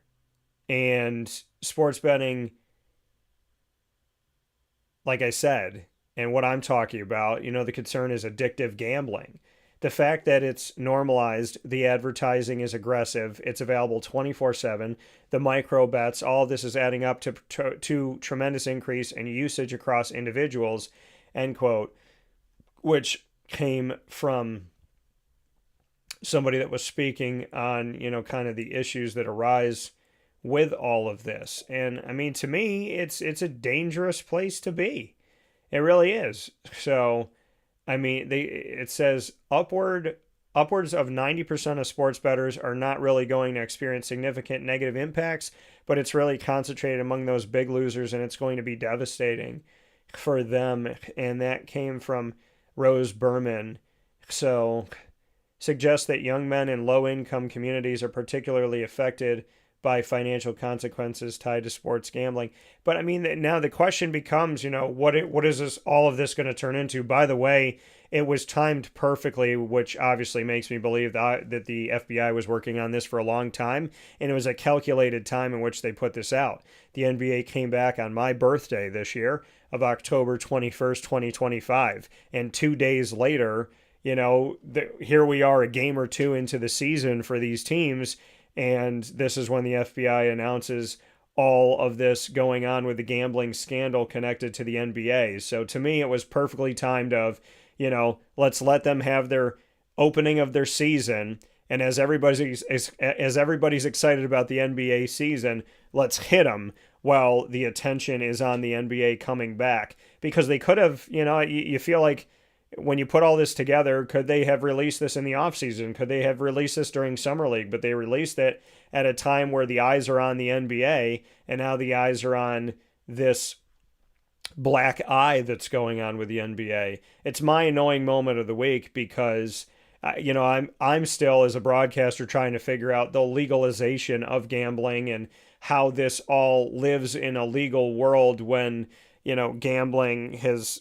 It feels like a no-no word, yet now it's so prevalent. And then just looking at the people that are involved, right? And if this does come down to giving insider information, if it comes down to players that were cheating the game or officials that were, I mean, the NBA has already had an issue with, officiating being a part of trying to alter a game, right?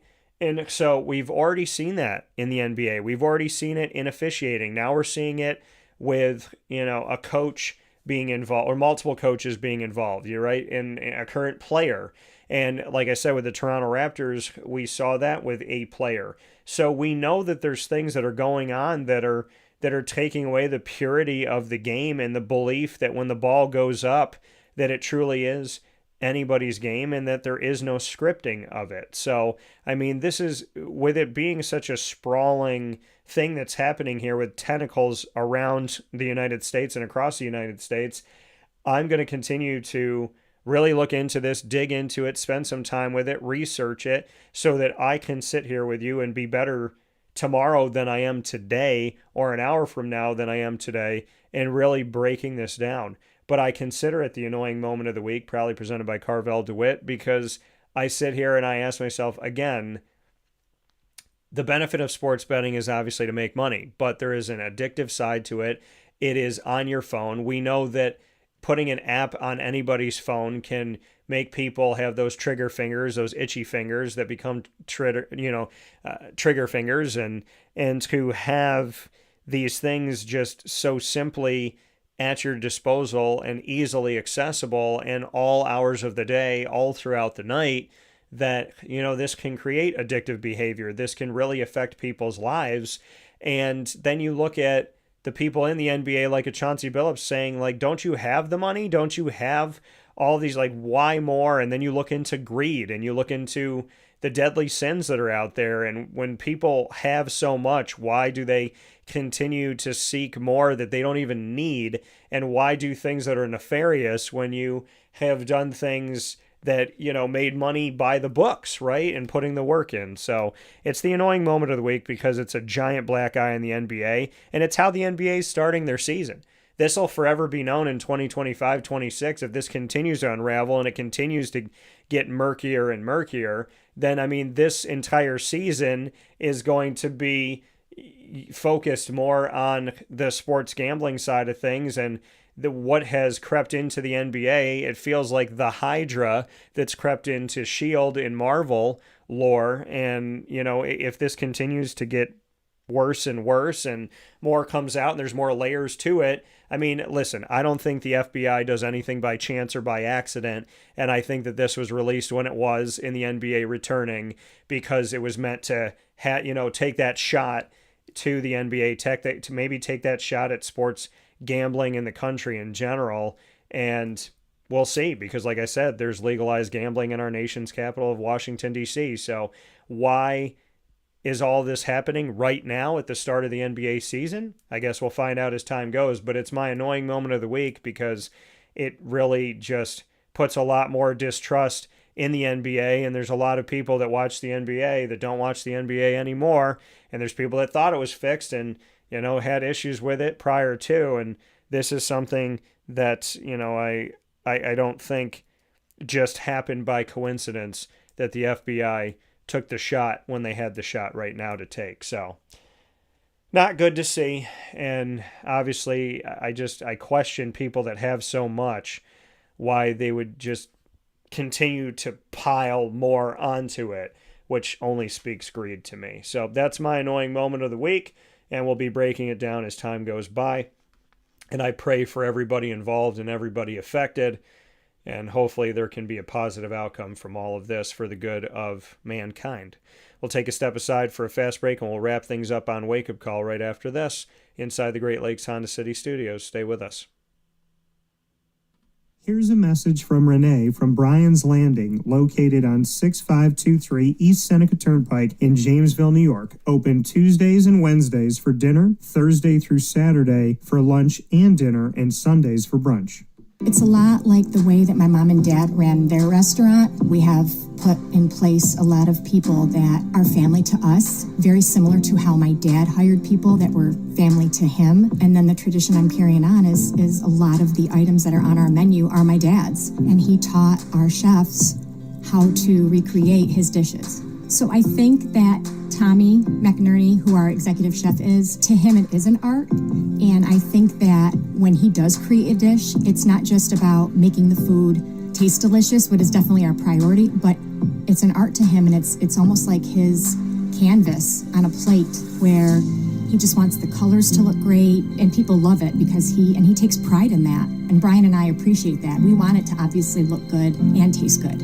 I will tell you, when we opened up, it was 6 weeks before COVID. And what was amazing was the community, our friends and family stepped up, and everybody did takeout. Everybody supported us. Our hearts were just so filled. So to Brian and I, obviously our friends come all the time, and we just have repeat customers in Jamesville, and I think people going to our previous restaurant in Green Lakes are making the trip to come to Brian's Landing to support us. And I mean, I think we have great food and a great atmosphere. So it's very, very important to us. Head to Brian's Landing, located on 6523 East Seneca Turnpike in Jamesville, New York, where memories have become recipes that are now meals to share with you. Tuesdays and Wednesdays for dinner, Thursday through Saturday for lunch and dinner, and on Sundays for brunch. And be sure to come out for live music Friday, Saturday, and Sunday.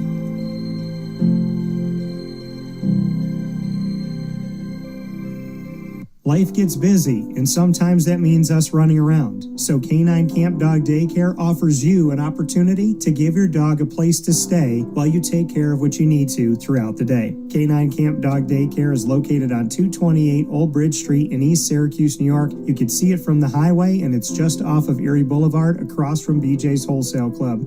Call 315-437-7110. That's 315-437-7110 to schedule an appointment to bring your dog in and tour the facility. Appointments are Monday through Thursday after 6:30, where you and your dog can see everything that K-9 Kamp Dog Daycare has to offer, including a self-serve dog wash and a retail store filled with all of your dog's wants and needs, including food, treats, harnesses, leashes, and more, making K-9 Kamp Dog Daycare your one-stop shop for your furry-loving friend. Right, Lily?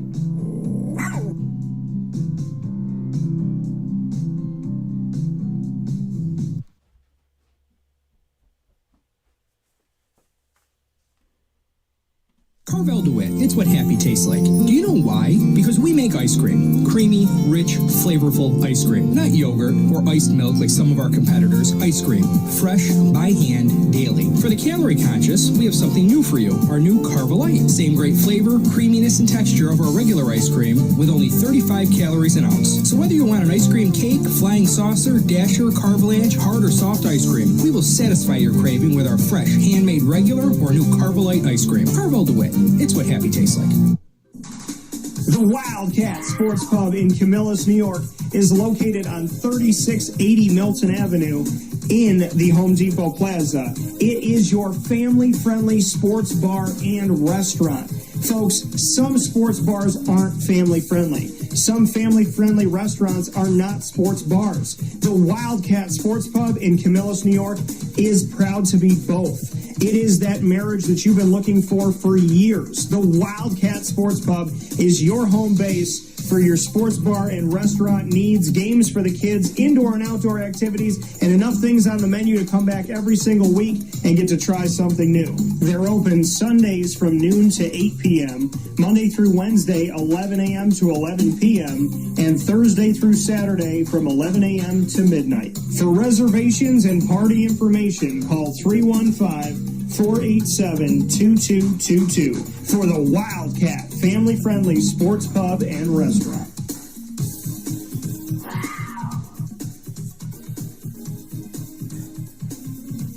GG Cards and Breaks. Like, comment, subscribe. GG Cards and Breaks coming to you on 639 Delmar Place is your one-stop sports card and trading card shop. Go and be a big kid Tuesday through Saturday from 10 to 6 and on Sundays from 10 to 5, enjoying all that GG Cards and Breaks has to offer, from their singles to their graded cards, packs, boxes. When it comes to Disney, Lorcana, Magic the Gathering, One Piece, Yu-Gi-Oh!, Pokemon, as well as baseball, basketball, football, and more, GG Cards and Breaks takes the world of sports and trading cards and gets you closer to your favorite players, closer to the teams you love, and the characters and games you love to play.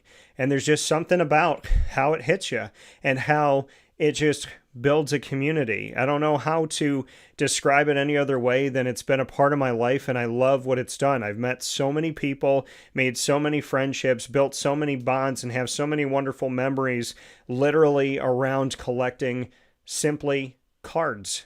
And GG Cards and Breaks does it so well. They're all about the community, all about bringing people in, growing this, and giving people a home. A place to come to enjoy something, to celebrate it, and to learn and grow together. GG Cards and Breaks, so much more than sports and trading cards, and you can experience exactly what I mean by going to 639 Delmar Place in Syracuse, New York. Big time shout out to Chick-fil-A in DeWitt. On the corner of Bridge and Erie, you'll find Chick-fil-A DeWitt today. Go and enjoy everything that they have to offer on the menu, including the Pretzel Cheddar Club. The Pretzel Cheddar Club is there for you at Chick-fil-A in DeWitt on the corner of Bridge Street and Erie Boulevard. It's a limited time entree, and I suggest to you to officially enjoy pretzel season. It is a toasted pretzel bun with cheddar cheese, applewood smoked bacon, lettuce, tomato, and creamy Dijon mustard sauce. It's available for a limited time only in original, spicy, and grilled. Go and try the Pretzel Cheddar Club as well as all of your favorites at Chick-fil-A in DeWitt on the corner of Bridge Street and Erie Boulevard, the giant brick building that you simply cannot miss. With that being said, here on Wake Up Call with Dan Tortora, I want to thank you for being a part of the broadcast inside the Great Lakes Honda City Studios. Many thanks to Carvel DeWitt for the annoying moment of the week, Chick-fil-A Cicero for lead, learn, evolve, ad-lib, and deliver. Our top dogs of the week, proudly presented by K-9 Kamp Dog Daycare of East Syracuse, celebrating the Navy Midshipmen with a conversation with head football coach Brian Newberry as they start off the season 6-0.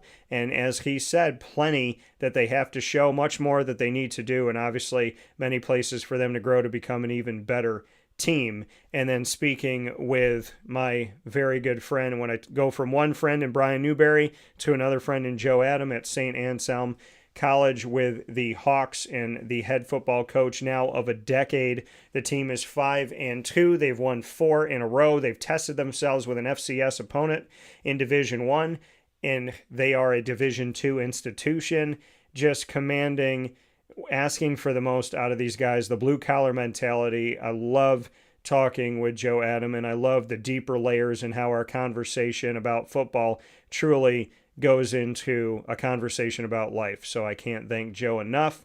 And thank you for being with us up and down the East Coast, the Midwest, the West Coast, and all around the globe on YouTube.com and Facebook.com, both /WakeUpCallDT, and on WakeUpCallDT.podbean.com, Monday through Friday from 9 a.m. to 11 a.m. Eastern Time and beyond that. And appreciate your patience here today. Many thanks to Amazon Music, Audible, iHeartRadio, iTunes, and Apple Podcasts, Player FM, Podbean, Podchaser.com, Podvine, Spotify, TuneIn, and YouTube. All you have to do is search Wake Up Call with Dan Tortora, or one word, Wake Up Call DT, and hang out with us. Make sure to subscribe and follow. Many thanks to our wonderful team of partners in Central and Upstate New York, and we ask you to go and support them as patrons. They've been so good to us, and I don't just simply work with businesses. I work with businesses I respect, appreciate, and trust, and that is Great Lakes Honda City, Carvel DeWitt, the Wildcat Sports Pub, GG Cards and Breaks, Myers Creek with both locations, in Cazenovia out in the countryside, and on 33 Rippleton Road in Cazenovia, as well as in the Syracuse Inner Harbor on 720 Van Rensselaer Street. Chick-fil-A Cicero, Game Point Sports Complex, no better place to train indoors all year round in a wonderful environment that is climate controlled. Man, I wish I had it when I was a kid, but I'm so happy I have it now. Ma and Pa's, the snack capital of the world, Mother's Cupboard, K-9 Kamp Dog Daycare, Pizza Man, Chick-fil-A DeWitt, Brian's Landing, K-9 Campground Dog Boarding, Avicoli's, and we are the exclusive multimedia marketing partner of your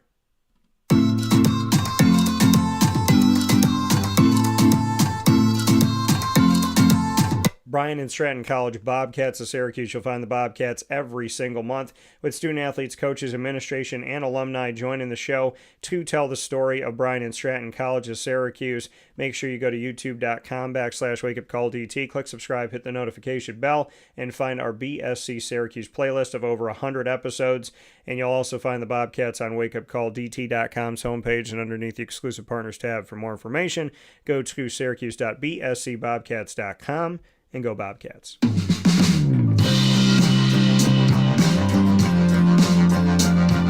The Binghamton University Bearcats are exclusive multimedia marketing partners with Wake Up Call with Dan Tortora. Find your Bearcats every Tuesday at 10 a.m. Eastern Time during Bearcat Time. Student athletes, coaches, administration, and alumni joining me throughout the year. And you can find it all by going to youtube.com/wakeupcalldt. Click subscribe, hit the notification bell, and find our Binghamton playlist. You'll also find the Bearcats on wakeupcalldt.com's homepage, and underneath the exclusive partners tab. For more information, go to Binghamton Bearcats.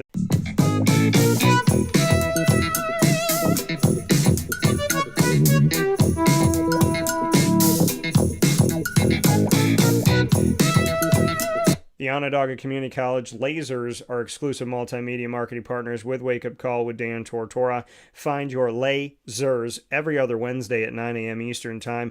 Upcoming broadcast will be October 29th on that Wednesday at 9 a.m. Eastern Time, and we feature student athletes, coaches, administration here on Wake Up Call with Dan Tortora in connection with Onondaga Community College. You will find it all by going to youtube.com/wakeupcalldt. Click subscribe, hit the notification bell, and find our OCC playlist on YouTube. You'll also find the Lasers on wakeupcalldt.com's homepage and underneath the exclusive partners tab. For more information, go to onondagalazers.com and go Lasers. I want to thank you for being a part of the show today. I want to thank you for ad-libbing with me as we started later. And, of course, ending with the annoying moment of the week as opposed to starting with it. Many thanks again to Carvel DeWitt, to Chick-fil-A Cicero, to K-9 Kamp Dog Daycare for our segments, the annoying moment of the week, lead, and top dog of the week, respectively. And many thanks to Brian Newberry. Shout out to Navy football for being our top dogs of the week in their 6-0 start to the season. And many thanks to St. Anselm and their head football coach, Joe Adam. God bless for my friends Brian and Joe, for all of the wonderful partners we work with. And from the Great Lakes Honda City Studios, I say to you, God bless, no stress, do your best. We'll talk soon. Be safe and have a wonderful day.